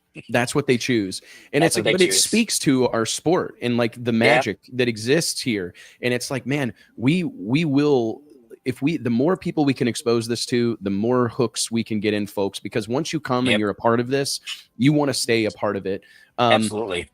I look at, you're talking about eating food. I mean, every time from different countries, every time I see Dmitry, I get to sample a new type of vodka. From Russia. He always shows up with a new bottle of vodka. It's freezing cold because he keeps it in a cooler. But it's always some big name vodka that's a local Russian thing that only he knows about or whatever. And it's to be exposed to these other cultures through drag racing. It just reminds me of how great this sport is. I want to go to Russia. I know now's probably not a very fashionable time to go to Russia, but I do want to go. And that's the thing too. I think, there's such a misconception, right? When you tell someone, hey, I'm going to the Middle East, oh, you can't go there. I promise you, I feel safer there than I do here. Or you're going to, just all the stuff you hear about Russia, 0% of it is true. Adam spends 3-4 months a year over there. Dmitry, is over there all the time. It's nothing of what you think is really going on over there. And it's just the greatest, nicest group of people that you've ever met in your entire life. And it's just, but it's what the media portrays and all that. So you go off of what you see, not what you actually know. Right. And you can it's funny, you hear someone that's watching the news over in Russia. They're like, that's not true. And so it's stuff like that you hear. And I think it'd be a really cool place to go for sure. Like I said, it's just we'll have to go together, Mike. We would have fun. Yeah. We'll get a small group. Mike, JT, and I will go. And you go with us, which you may want to, bring bail money. I don't know how they handle the jail system over there, but we will probably test it. But no, I really want to go to Russia. Don't they have some like pretty decent drag strips over there? Yeah, he started the whole RDRC deal, the Russian drag racing community. Started out as an old airstrip, and it's taken off over there. So they're really trying to raise awareness in the country, and it's been working out really well for them. Like I said, they're great hosts, and I'm sure they would take plenty good care of us over there. I agree, man. Well, hey, we really appreciate you checking in, man. We're excited to Mike and a few members of the Drag Illustrated team will be out at ZMAX Dragway hanging out with you guys. We got a bunch of photo shoots scheduled for this weekend. Awesome. I hope you guys have a fantastic race. Pro Mod's running 4 wide, right? We are running 4 wide. Yep. So it should be interesting for sure. Oh, it'll be very interesting, man. Yeah. Well, hey, congratulations on the news with Alex Laughlin and everything you guys have going on with the RDRC and everything happening under the Mike Janis umbrella. We appreciate you, man, and we can't wait to see you at the racetrack. I appreciate you, and I appreciate everything you do for the sport more than you can ever imagine. I really do. Thank you, Mike. It means a lot, brother. We'll talk soon, guys. Let's give it up. Mike Janis Jr. Take care, guys. Thank you, Mike. Thank you, Wes. Thank you, buddy. All right, guys, let me take a quick second here and remind you that each and every episode of the Wes Buck Show is made possible by way of applied racing technology. ART, based in Clearwater, Florida, has spent more than 2 decades earning a reputation as one of drag racing's top names for quality parts and award-winning service. These guys live and breathe drag racing, whether it's Pro Mod, Pro Stock, or the all-important Grassroots Sportman categories, and they're committed to giving back. They've sponsored some of the biggest races in the country and even worked with world championship drivers like Erica Enders and a host of others. So if you're on the hunt for top-tier components and expert guidance for your race program, you've got to check out Applied Race Technology. Show them some love for supporting the sport of drag racing and supporting us here on the Wes Buck Show. Guys, we've got one more guest in the green room, JT. I think he's been hanging out for a little bit, fresh-faced. Last time I saw this boy, oh shit, scruffy, he is. Gosh dang, he seemed to have changed baby things face. Up a little Look at this bit. guy, baby face himself. Guys, give it up for Justin Swanstrom. What's up, little country? What's up, man? How y'all doing? We're doing good, brother. So hey, got rid of it all, huh? Yeah, you shaved it off, just no moss. So I was trimming and I fucked up, and then so when I did that, I just had to go through it all, and I said, you know what, it's time to have a fresh look. Maybe it'll help me bring me back to the winner circle. Maybe so, man. I did the same shit. Luck. I shaved my beard this morning, and I guess in my travel bag, my little beard trimmer got like the little dial switched. And I started and I'm like, oh, wait, this is way too short. What? And now here I am with a 5 o'clock shadow. So yeah, so like it just had some bad luck going on, and I said, you know what, it was time to slump buster. Switch some things around. And then shaved, did what we need to do, and went out and won Darlington. So it worked out for itself. Boom. Well, hey, tell me real quick. We were talking over the weekend, Justin, and I want to talk about it's obviously months away, but I think it's been an eye-opening, interesting experience for you diving into the promotion game. You've announced Swanfest, your first Justin Swanstrom produced event going on at Rockingham Dragway coming up in September. Kind of take us through, what was the motivator behind this? I mean, you and I you've got a lot of boxes to fill at this point. Like, not only are you trying to race, but you're trying to create content. You're trying to build bridges with sponsors and do more for the brands that already support you. And I suppose that getting into the event space just kind of felt like the next evolution or the logical evolution. Yes. October 2nd and 3rd is Swanfest. Man, whenever we always do this single image deal, it fucks me up. I'd rather talk to y'all. Anyway, so it's so much better, so much easier. I feel like I'm just talking to a mirror. But no, so I've been fortunate to be able to grow a fan base that I have, right? And be able to basically race for a living. And you see some of these other people, Cletus, I've seen you mention them, people like you that run your own events and everything. I wanted to do something for the longest time where my fan base could kind of plan to come hang out, see the crew, see all our cars, and just hang out for one weekend together. So I've been wanting to do it, but I've always been so busy. And we race all year. Last year, dude, I was gone 38 weekends out of the year throughout to run, MPK and all the other racing that we did. But once we found out the whole issue with speed promotions and all that going into this year, I just told my dad, I said, man, it's time to try it. Let's see what happens. It might be a failure, but I won't know until I try it. I think it'll go great. I mean, I think it's been amazing. You got a huge following, and I had a bunch of people. A bunch of people were like, "Oh, it's not going to work out. You're not going to get the car count." Da da da da da. And dude, I have 37 of the Extreme 275 for no time class. There's 22 in all steel, all glass right now. We're having, Little Gangsters is coming, but I only wanted to do it because I did see it at y'all's World Series of Pro Mod, but I reached out to Jimmy Dale. There were so many people that reached out to me and asked if I was going to run a Little Gangsters class there. So I reached out to Jimmy Dale and I told them the only way I would do it is if y'all came and done it. I don't want to piggyback off of it. I'm not going to take y'all shine. I said I will only do it if y'all come and do it, handle everything, and run everything. That was the only thing. So we got Little Gangsters there. We got a Junior 484, Index Racing. Index Racing's huge in Rockingham, North Carolina. So I was like, you know what? Let's do an Index class. We're running a 6.0 class there. The Extreme 275 is paying $100,000 to win. I've already spoke with you on some of the gifts that we're going to give away to the drivers. I just want to make it memorable. I want people to sit there and be like, you know what? Maybe I missed the first Swanfest. Hopefully nobody does. Hopefully everybody's able to come. But maybe I missed the first one. They see what we do and what we're doing for the drivers, and maybe I'll hit the next one. The other thing that I want to do is, and that's kind of where I've told the drivers and what we're working on right now behind the scenes, is trying to promote and help pump up the other racers. I've had great people that's, been with me, sponsors and all that, and I've been able to grow a social media platform. But some of these other drivers, people really don't know who they are. Mm-hmm. So that's where, people that are in my race, I'm going to be able to promote them on my social media, but I'm also setting them up with their own flyers and setups to be able to promote their own self as well. And hopefully it can help drive them to be able to land a bigger sponsor or be a part of that. And then also run for $100,000 or $50,000, and some of these other classes that are paying 10, 15 grand. I mean, like I said, so it's going to be a pretty cool event. I think that that's one of the things personally that I love to see, and it's becoming a little bit more common, but you really have to arm these men and women with everything they need to help you promote the event.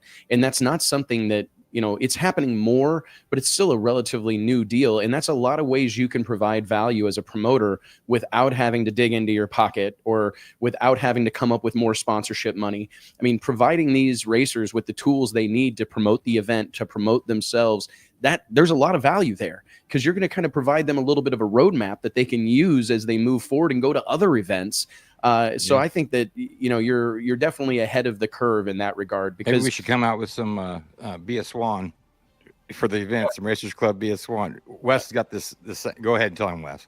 I wrote this in our team handbook many moons ago, but I tell people to be a swan. I don't care what's going on under the surface, how hard you're pedaling, right? How much you're kicking, whatever. Above the water, be a swan. And so JT has never let me live it down. So I guess we're getting T-shirts made now. Be a swan. Be a calm, collective, and keep moving forward. Yeah, right. Be a calm, collect 100%, man.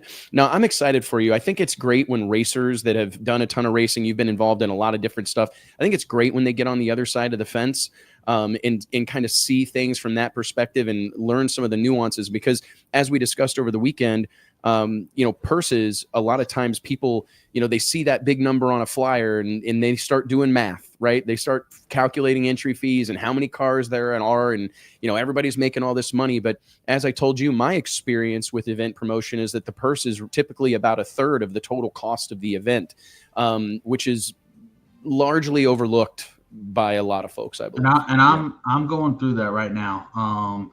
With a few, not with everybody. I mean, most people have understood where I'm coming from. I can't just, we're 5 months out, 6 months out from the event. I have a lot of, great ideas that I want to do, and hopefully it does. But, even when I spoke with you, you can't put everything out right away. And then, because then there's really, or you can't do everything on the first event, because then there's nothing to really grow to or build to after that. So, and I've had a few people that has kind of, I want to say, pocket watch. They're a professional pocket watcher. And, and they've hit me up and like this, and this, why isn't it this? Well, I've just been basically cold cut blank to them. Just like, hey, listen, you want to throw your own fucking event? You can do it how you want. But right. This is how I'm going to throw it. If you want to come. If you don't, then don't. It doesn't really matter to me. Just like me and Wes talk quite a bit. I want people that want to come because they want to. They want to be there. They want to run that race. They want to help grow it and keep moving forward. If you don't want to be there, then don't show up. we don't have to not be friends. You know, we can still be cordial, but if you don't want to be here, don't be here. You know, volunteers can't be victims, you know, and I think that's a really important mindset to maintain. And you hit a lot of topics there that I think a lot of promoters, you know, should hear, and that you've got to create sustainable growth. The biggest thing is that it's like your phone's not going to be ringing the same way if the deal gets rained out and you're upside down. You know what I mean? There's not going to be all those same people calling and saying, hey, man, can I pitch in and help you, you know, because you had to pay for all this shit and we didn't end up racing. You're not going to get those phone calls. You know, so you have to, from this thing. You can't come away from this thing, you know, costing you money, because then you're not going to do it again. I mean, it's got to make sense. And people just overlook that. They think, oh, man, well, all these cars are here. Let's count them up. And here's what this totals. They don't think about the track personnel, the announcers, the food. I mean, there's all kinds of shit that go into it, right?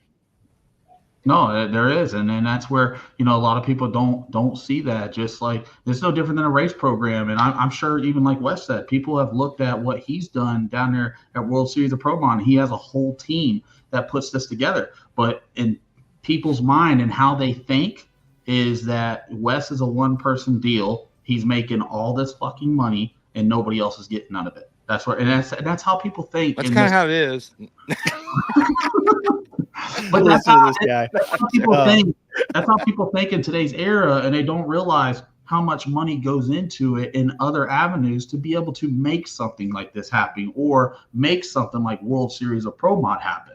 I mean, it's just got to be able to do that. So, you know, I knew it was going to come. I just didn't know it was gonna happen this fast. And I just, you know, I've been pretty blunt over the years. And that's one good thing I do got going for me. And basically, I just told them, like, hey, listen, you either show up or you don't show up. It doesn't really matter to me. Just like I had one person talk about, you know, I need to be nicer to some people so they can show up to my race. No, I'm going to be the same fucking person at my race right here. You either going to come because you want to or you don't. It's not going to be no big deal. And it's something we're going to grow. Just like, you know, we've already proved the deal now and moved on, where we teamed up with Jacob Harper for 2026 season. We're running a 4-race series. And, you know, that deal there, it's going to be 4 races. It's going to pay $100,000 each to $50,000 to the championship for the Extreme 275, where All Steel, All Glass is going to pay $50,000 each, and they're going to have a chance to run for a $25,000 championship. So now you're taking 4 events that's going to pay $250,000 or $225,000 versus 4 events that pays $450,000. So you got people that's already reaching out to us that are actually building cars to be able to come run it, and that's something. Awesome. And that's something we do. I mean, y'all have the highest deal going right now with Pro Mod and World Series of Pro Mod and all that. And I tell people all the time, I even told Wes, I basically hijacked his shit. I told him, you know, I said, dude, he runs the World Series of Pro Mod. I said, one thing I've learned about a lot of things is you try to see what's working and see if you can help make it a little bit better. If you can make it a little bit better, that's where you got to do. I mean, if the road's paved well for you, don't take the dirt road. Just go down the paved road. So that's one thing that we looked at moving forward. And I said, you know what, let's try to do something for the no time guys, for the no time fellas, and similar over to the Pro Mod deal. And that's kind of where we went with it. And that's the reason why we got this 4-race series coming up next year. I think it's important to kind of pick one and ride. You know, I think that it's an important thing to latch onto something and be passionate about it. And I think it's important what you're doing with the no time deal is that's your focus. That's your focal point. Those are the guys and gals that you're going to focus on. Those are the guys you're going to try to cater the program to.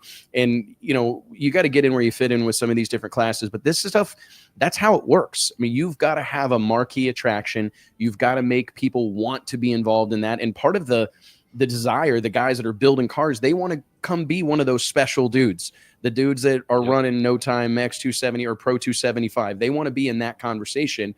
So I hope you stick to your guns on that, because that's something we see it all the time, where these events go from having kind of one headliner to this is being added and that's being added and that's being added and that's being added. And the next thing you know, it's like, who's the star of the show here? There's 200 or 300 cars. I'm not sure as a casual fan, which one am I supposed to, you know, be paying attention to? And so I think if you keep your focus narrow, a lot of it feels, what's the word? Mike knows the word. It feels counterintuitive, but you really do got to pick what is going to be the tip of the sword, the tip of the spear for your brand. And it's no time drag racing for Justin Swanstrom. And I think that you'll do well if you stay true to that. No, I agree, and hopefully it works out good. And hopefully it pays something to be able to move forward and do something. So we'll see how it all pans out. I mean, so a lot of comments here, Justin, about the latest state of affairs with yourself and the Speed Promotions Group. I'm just curious if you have any sort of update. You get a lot of people waiting with bated breath for you to make a post on social media that you've gotten a contract and you're going to be running with as part of the Outlaw 32. What is the latest? The latest so far is no contract. What I was told was it's still in the works. We're still trying to figure out where we can find money to be able to pay it. There's a lot of things that's going on behind the scenes. We would love to have you out there, but we're trying to figure out how we can make it work.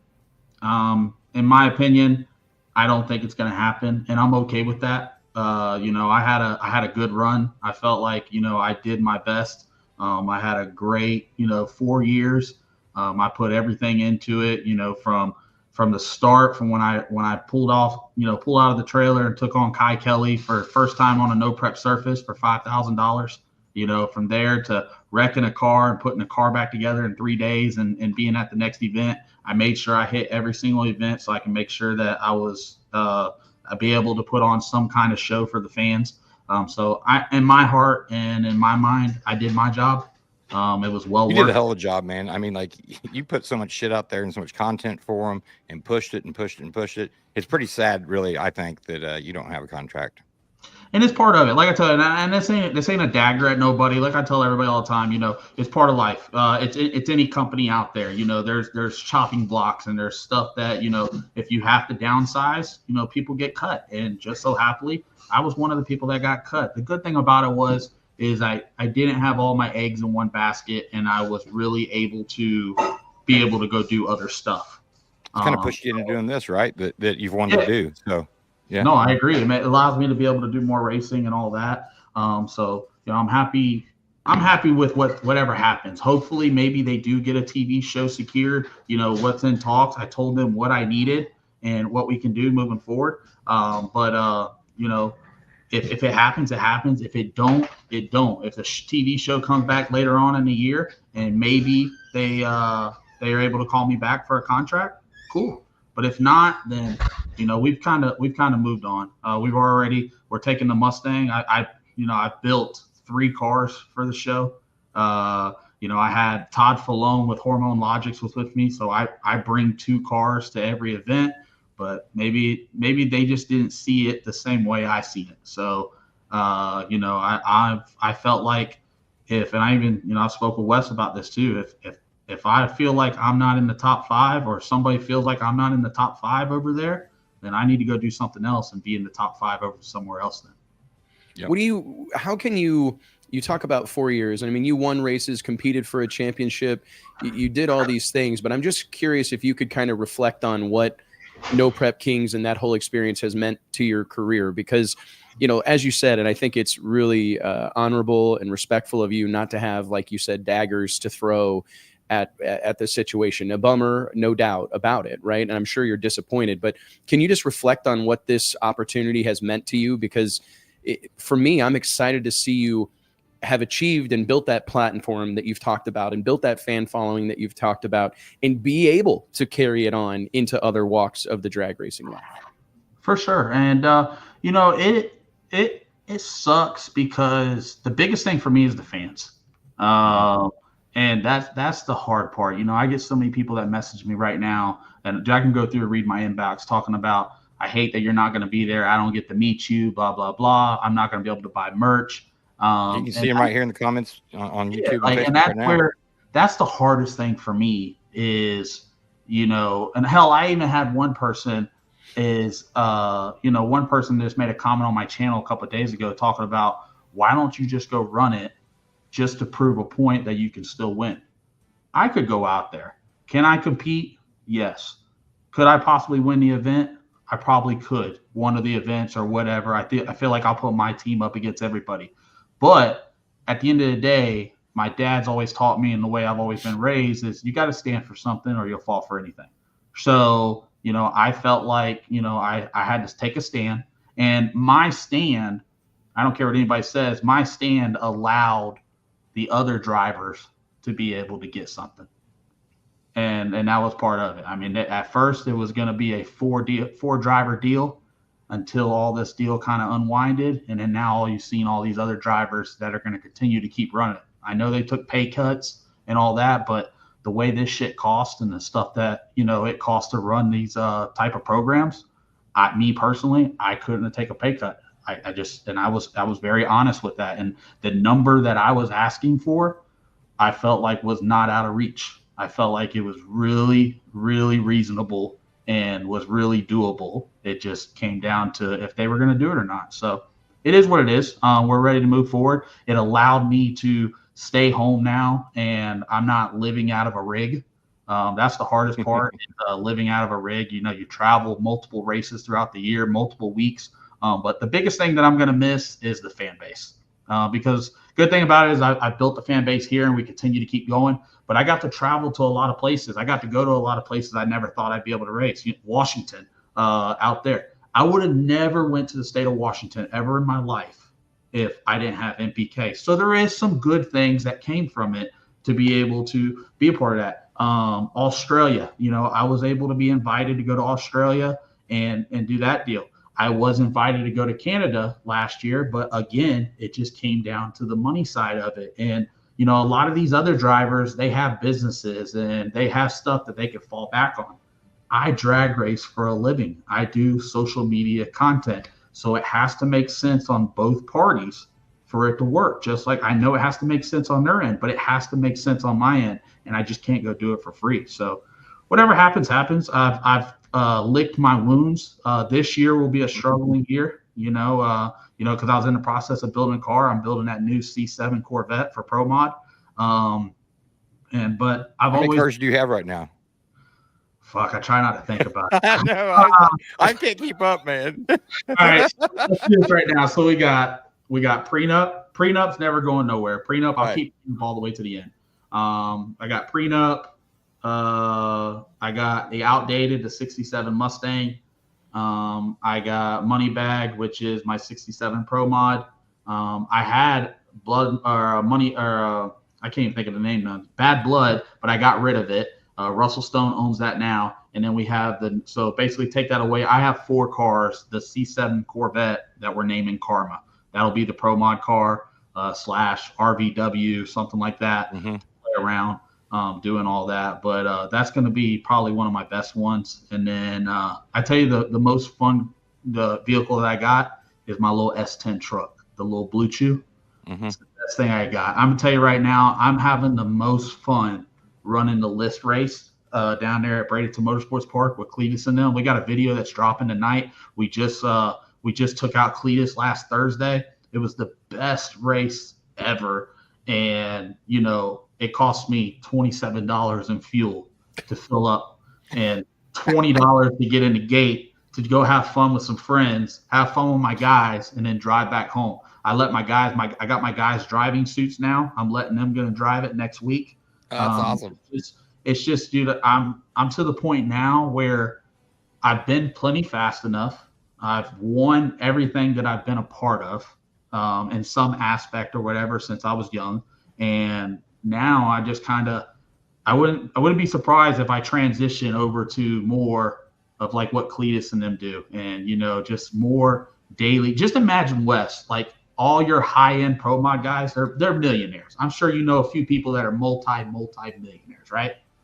Imagine them in a shit box running to the quarter mile, only going 11 seconds. I promise you they will have the fucking time of their life. Absolutely. You think that's some of the draw to like Little Gangsters is we're building a car right now for Little Gangsters, and just because I really like the class and seeing this Blue Chew, I didn't know how I was gonna like it because I've been so fast in a car. And I tell people all the time, like when I slow down in cars, I know if they're going slower, I don't really like to have fun. I didn't know how this Blue Chew truck was going to be. And I've never ran quarter mile. All my racing has always been 1/8 mile. I've never made a quarter mile pass in my life. So, running this Blue Chew truck, we just went 10-17. In my mind, I just went fucking 348 and just raced a record going down through there. Now, and we're in the process of updating. I just bought a roll cage for the truck because it went 10-17 at 135 mile an hour. and all I got is a fucking lap belt. I'm like, I told the guys, I said, we can't do this. This is too damn fast. Like I'm going down, but it was the best time ever. And then I see people in the comment section. So Todd Falone owns Sir Vincent. That was a Lexus that I built from Cameron Johnson Race Car. So theoretically, we have built 4 cars for the NPK circuit. I felt like that's another one. Is we've put a lot into that deal, and you did, yes. It came to an end. But it is what it is. That means just better things are coming. Maybe we'll be able to have 3 or 4 pro mods and running West deals. Hell yeah. I hope so. I hope that's the case, man. But you know what? You bring up such a good point, and it's another, like, it's the magic of drag racing that you don't have to have a 3-second pro mod to be a part of this sport and have a hell of a good time doing it. And we were talking earlier in the show about how I feel, Big Dog Shootout at Piedmont, North Carolina is an event format that could be replicated other places in the country. But that list race that they're doing at Bradenton Motorsports Park, a collaboration between BMP and the Freedom Factory and Cletus McFarlane and Victor Alvarez, bringing in these local guys that are competing for the top 10 spots on the list. I would be shocked if next season there aren't a dozen racetracks that have some sort of list type race that's happening during the week, because it just speaks to a totally different group of people. And listen to how much fun you're having doing it, and look at all the social media content that's being created on the back of that show. You've got guys racing that we've never seen race before. Cameron Johnson's out there racing, a chassis builder is out there involved. You got Cletus, you got Vic Alvarez, a track owner and a pro mod driver, all these different people out there going to battle in their 10-second street car. I mean, it's pretty badass. Pretty awesome. And it's also made me take a reevaluate, I guess you want to say. Could I? And that's why I just there's some updates that need to be done on the truck, like from fuel system to making it go faster and everything. Could I do it all right now, spend the money and do it? Of course. But it's not your average person can't go do that. And that's one thing that I'm liking. And I even made a comment about this, a post, is when I was younger, I wasn't that kid that, went and bought shit boxes out of a junkyard and built LS engines. I didn't have that. I could have, but I just never went down that road. I got into drag racing with my dad and really started out in a car that ended up going 520s, got into X275, ODR, LDR, Pro 275, Radio versus the World, MPK, Pro Mod. So I didn't have the whole LS market or whatever. So yes, it's similar to the setups that I have, but it's completely different, as in how many different blocks there are, different heads, different cars, and all that. And I'm actually learning. So it's actually, that's what's the cool thing with me, is I literally listen to the fan base. Like, what's next that could possibly pick this thing up a little bit? We got a turbo LS 6.0 inside this truck, and we're about to add nitrous to it. Just because we're going to try to pick up a little bit more. Now, granted, we got to get this cage in there, because I'm telling you right now, running 9s in the quarter mile with no cage, it's a little scary. It is, especially that steering wheel. It's got stock front suspension. It's got drunk brakes. I'm going down through there, steering wheel shaking and everything. I told the guys, I said, man, we got to do some updates to this thing. But I'm ready to go buy 10 more Blue Chews and just get the high-end pro mod guy. Imagine Melanie Salemi or Kenny Lang and all of them running quarter mile in your average normal setups. Big Country gonna get one of those trucks. And that's the other thing we got going on. He actually just sprung that upon me. I saw that. He wants to get back in a car. He wants to drive prenup. And I told him, he asked me, he goes, would you let me make passes in prenup? I said, sure. I'm all for it. I can't wait. Hell yes. Yeah, that's awesome. He told me he's been on this diet, and I think he was at like 360 or something. He's down to 318. He did tell me he wants to get down to 300 pounds. Because he feels like he'll be a little bit mobile inside the car. If something was to happen, he'll be able to get out. He'll feel more comfortable. And I told him for sure. So he says, once he hits 300 pounds, we'll get him a suit. I'm going to buy him a suit. I've already got with Todd at Hormone Logics. We've already figured out a game plan on what we're doing.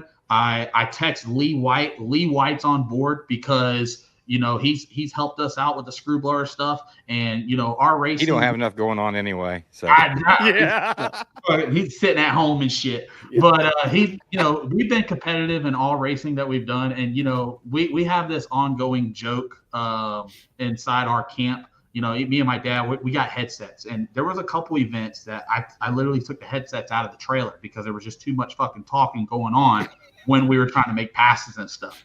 So we finally got headsets back in the trailer, and everything's back normal. But Lee texted me immediately whenever my dad made that post, and me and Lee are on the same board. We can't wait till he gets in the car so we can just talk to him the whole entire time he's trying to make a pass. Like when he's in there trying to focus and get on the tree, we're just gonna talk to him. Just figure out what he got going on. Is that what he does to you, Justin? And then when you lift, it's like say hypothetically, World Series of Pro Mod, we go out there and the car just hazes the tires. It didn't really shake them, it just hazes the tires. They get on his headset, he'll be back there. He's got his white shirt on and everything. He's just like, so you're just gonna waste my time out here? You're just gonna get out? Well, something happened. He goes, you don't think you could have made a full pass there? And I'm like, well, I didn't really feel too comfortable. I'll just come back around and make another one. Or he'll be inside there. And there's times that I fuck up. There's times I've been caught sleeping on the tree and shit. But like I said, he's gotten a lot better. But I can't wait. I can't wait to do it. Like we wheelie down there in Texas. And to me in the car, like if you never drove that fast, everything happens so fast in the car. But we wheelie down through there. And I could have swore I was looking over the scoreboards. I couldn't see the track no more. I was looking up. And I got out of it. And he's like on the headset. Like I'm getting ready to pull the chutes. And he's on the headset. He's like, what the hell's the point of having a wheelie control sensor if you're not going to let it hit it? And I'm like, well, what do you mean?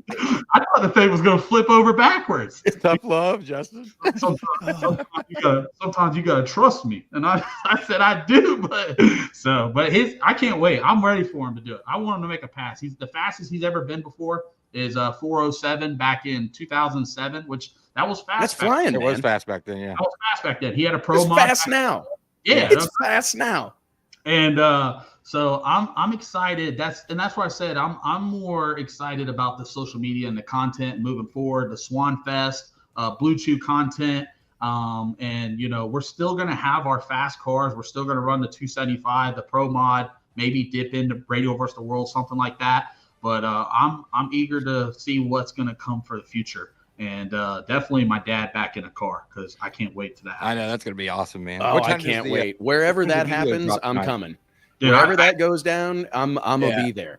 I told, and he's been in a nitrous car, so he's never been in any kind of screw blower or whatever. I just can't wait till he fires it up, just be in the burnout running, and that's where it's go. I'm happy for it, but we'll see how it all pans out. Speaking of getting in the car, how about Fletcher Cox? Huge news earlier this week that Fletcher had secured his competition license. He's going to make his competition debut at the fast approaching PDRA Mid-Atlantic Nationals in Pro Street behind the wheel of that very well-known 69 Camaro. I'm just curious, what's your thoughts on that? Do you think we'll see a rebirth of the Justin Swanstrom, Fletcher Cox controversy and drama and grudge race now that he's a driver himself?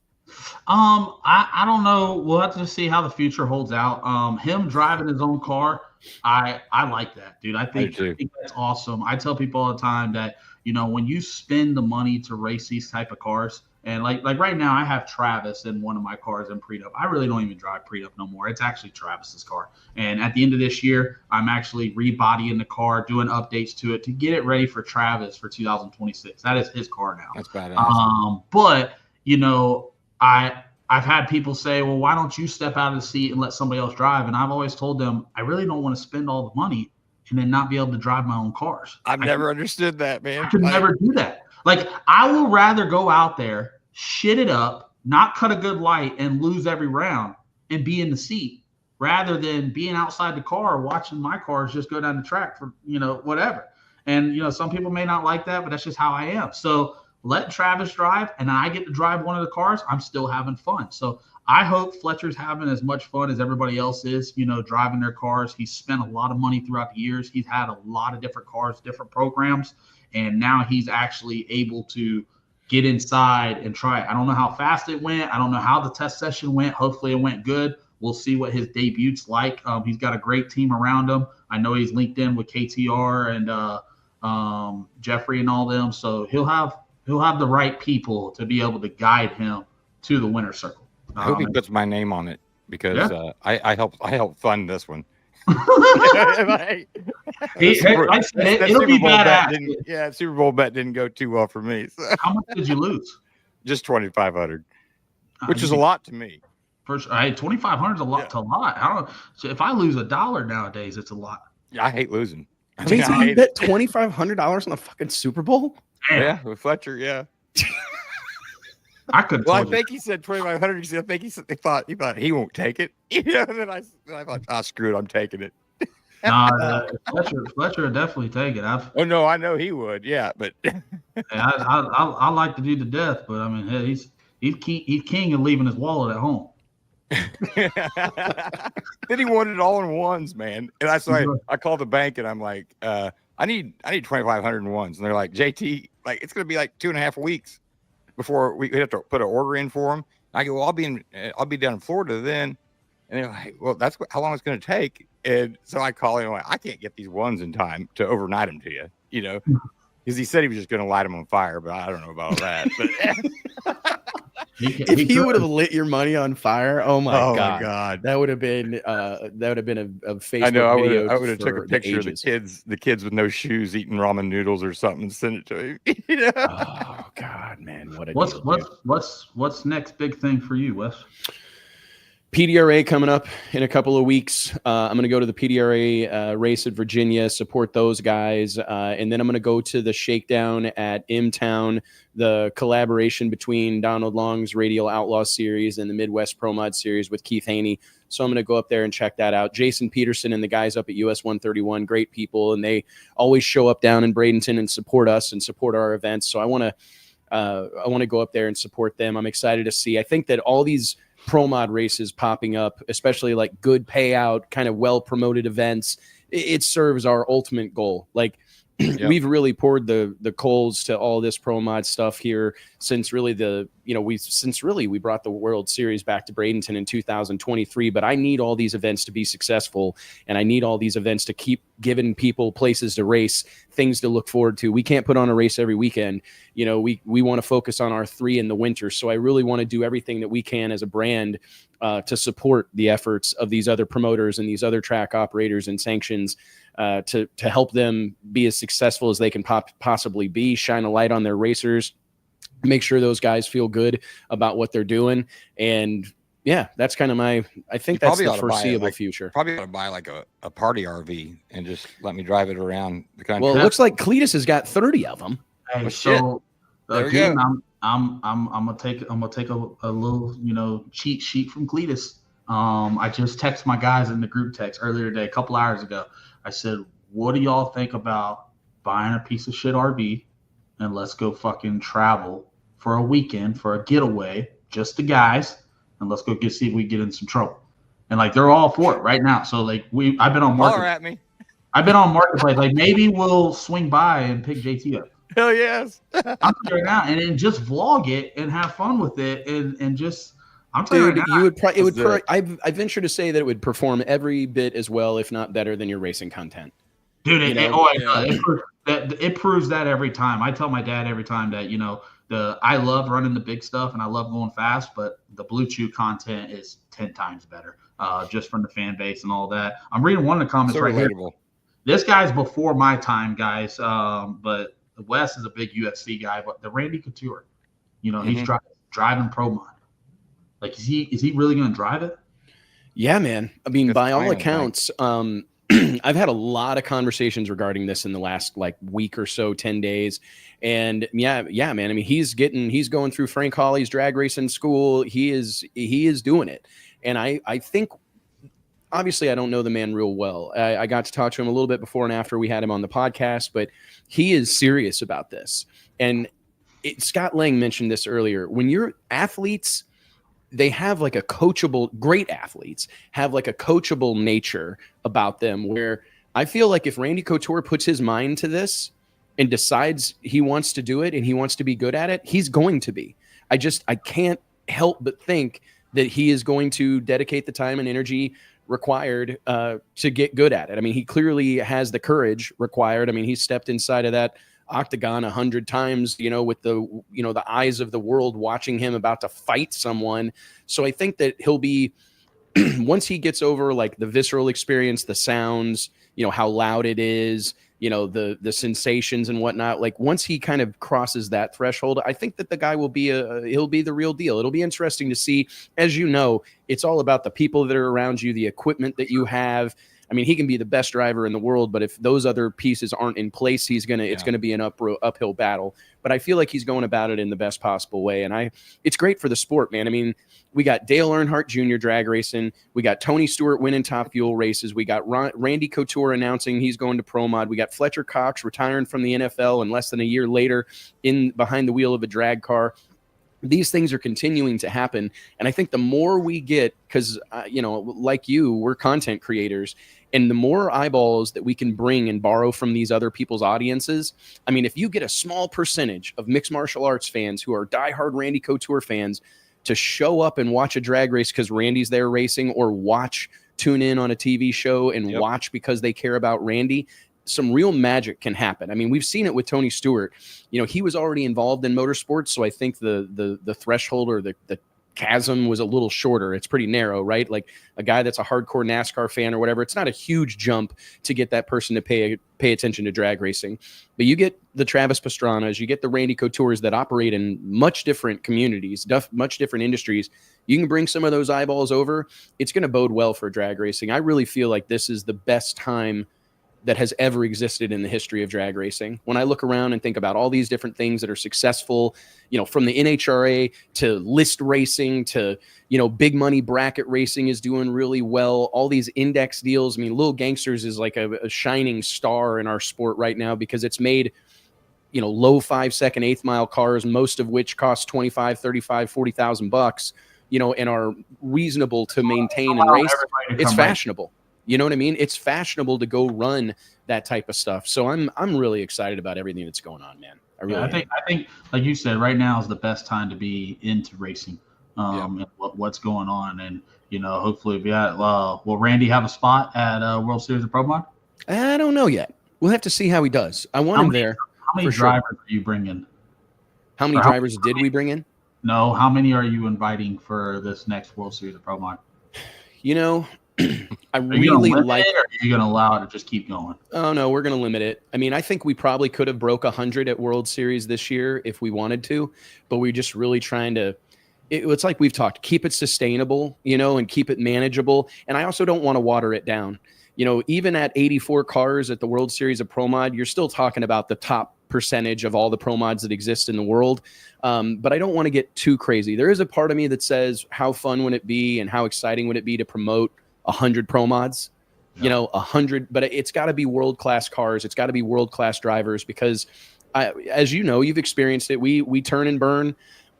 We move fast. There's not a lot of room for error. There's not a lot of room for fumbling around. So I really hold our teams and drivers and crews to a super high standard.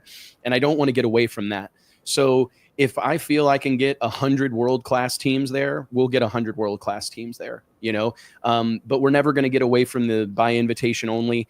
I'm much like you. I want people involved with what we're doing that want to be involved with what we're doing. I don't want this to be the next stop on the tour. I don't want it to be a job site. I want it to be a date you circle on your calendar and cannot wait to make that trip. So we're going to do our best to keep it limited, keep it exclusive, but also provide ourselves room to grow because there are cars coming out of the fucking woodwork. There are, man. I mean, there are people everywhere and there are more and more and more people. I mean, it's, I've had some guys that are talking, I'm talking like NHRA championship winning Top Fuel funny car drivers that are regularly hitting me up, asking if I know about any, rides or rental ride deals or things that they could, looking for opportunities. I have 2 of them. So, I mean, hey, man, they're out there and we're just getting started, brother. Well, Justin, dude, seriously, thank you so much for joining us here on the show. We got to wrap. What time does the video drop tonight? Yeah, what time does the video drop? 6:30. So we got about another hour and 20 minutes. Okay, perfect. I'm glad we'll be tuned in, man. I'm just glad you just sent me my invite for this year. I'm gonna stamp that in. Done deal. I'm leveling up the invite game this year. You'll be excited when it happens. We're leveling it up. We didn't want to use all of our tricks and all of our ideas in year 1, 2, 3. So going into the 2025-26 Winter Series season, we're going to level up the invites. It's going to be an Justin, me and you are actually getting in an RV, and we're going to do it like the Publishers Clearinghouse. So get ready. I'm going to text you. That is something we're doing. Jake, where do you live at? Missouri. All right, we're going to figure out a way to make this happen. So, Wes, do I get an invite to World Series of Pro Mod? Well, we can go ahead and lock it in right here now. You don't got to worry about that contract, so brother. You ain't got to worry about that contract. The rest of y'all out there can hold my nuts. You can come to the big one, baby. You can come to the big one. If it's the last thing I do, the Winter Series will be the biggest event property in drag racing. I think we're headed that way right now, and we're not here to take part, as Conor McGregor once said. We're here to take over. So, anyways, we're excited to have you be a part of what we're doing and what we're building. Thanks, Justin. We'll talk to you soon, brother. See y'all later, guys. Stay out of trouble. See you, man. Have a good one. Swanfest, first weekend in October 1st through 3rd, I think he said, Rockingham Dragway. Boys, what a show, man. We covered a lot of ground. Yeah. The only thing we didn't get to ask is the rules have been changed in No Prep Kings, and I wanted to talk about what that was, but we'll save that for another episode. Oh, I haven't even kept up on that. I was going to ask Mike Janis about some Pro Mod rules, but I didn't want to hear from JT about rules talk. So we left it alone. That's what the episode was going to be. Because I actually I've heard some guys, we talked about how there was only like 2 Pro Chargers in Phoenix. I think there was 2 or 3. Really? Might be losing another one going to screw blower. It's going to be an all roots and screw blown deal before too long. It's kind of got my attention, but we'll save that for next week. JT brush up on rule talk for next week, and we'll unleash it then. I ought to be good at it as much as I listen to you guys, right? Yeah, you know what's funny, man? I was talking about Swanstrom. Do we have time for him early in the show? It's because that dude, he will carry a show. He was interviewing you, Wes. I kind of like it. Could we weave in like every other week host. Somebody comes on here and interviews me? He was hosting, and you were being interviewed. I like it. I want to continue down that path. Let's do more of that. So what you got going on, Wes? Oh God, don't ask Wes that question. Yeah, We're trying to wrap this thing up. Yeah, I'm getting the wrap up sign from everybody, and it's like, oh, you just asked me a question? Sure, I'll talk. The most open-ended question in the world, too. That's playing with fire, Justin. Yeah, definitely playing with fire, man. But hey, JT, Mike, Blake, everybody, thank you guys so much. And of course, all of you from around the world tuning in to join us to talk about drag racing, help us spread the gospel of drag racing. We appreciate it, and we cannot wait to see you guys at the racetrack. NHRA Z-Max, the 4-Wide Nationals, the American Rebel Light Beer 4-Wide Nationals coming up this weekend at Z-Max right outside Charlotte, North Carolina. Mike, Rick, and some of the Drag Illustrated team will be out there. Next stop for us. JT, are you going to come to VMP with me? I don't know. Okay, I think JT is going to come to VMP with me for the PDRA, the second stop on the PDRA tour here in 2025. I'm excited to get back out there, man. Who do you got to win? Dana Turner's asking Pro Mod 4-Wide. Let's all throw our names out there. I honestly think Mike Stavrinos is, I feel something happening. I don't think you become the number 2 pound for pound Pro Mod driver in the world without some real heat. And I wouldn't be surprised to see him make it 3 in a row. Agreed. I would keep an eye on JR Gray, who ran really well last 2 events, and then always Ricky Smith, especially he run it up at that double up deal in Phoenix, and always strong here when we come back to the East Coast. You taking Ricky? I'll take Ricky. You take JR. Okay, I'll take JR. Yeah. Okay, I'm gonna ride with the number 2 pound for pound Pro Mod driver in the world. But everybody that was mentioned is inside the top 20. You know, I mean. Well, J.R. Gray's not in the top 20 right now, I don't think. But Ricky Smith, I think he's 10. After this weekend. He likely will be after this weekend. 26 cars. It should be a hell of a show, man. It's going to be a great weekend for those guys. Well, hey, thank you guys so much for joining us. Shout out to all of our sponsors, ART, Redline Synthetic Oil, Stroud Safety, Racers Club, Flow Racing. We appreciate you guys and helping us make this thing possible. We will see you at the drag races. Later. See ya.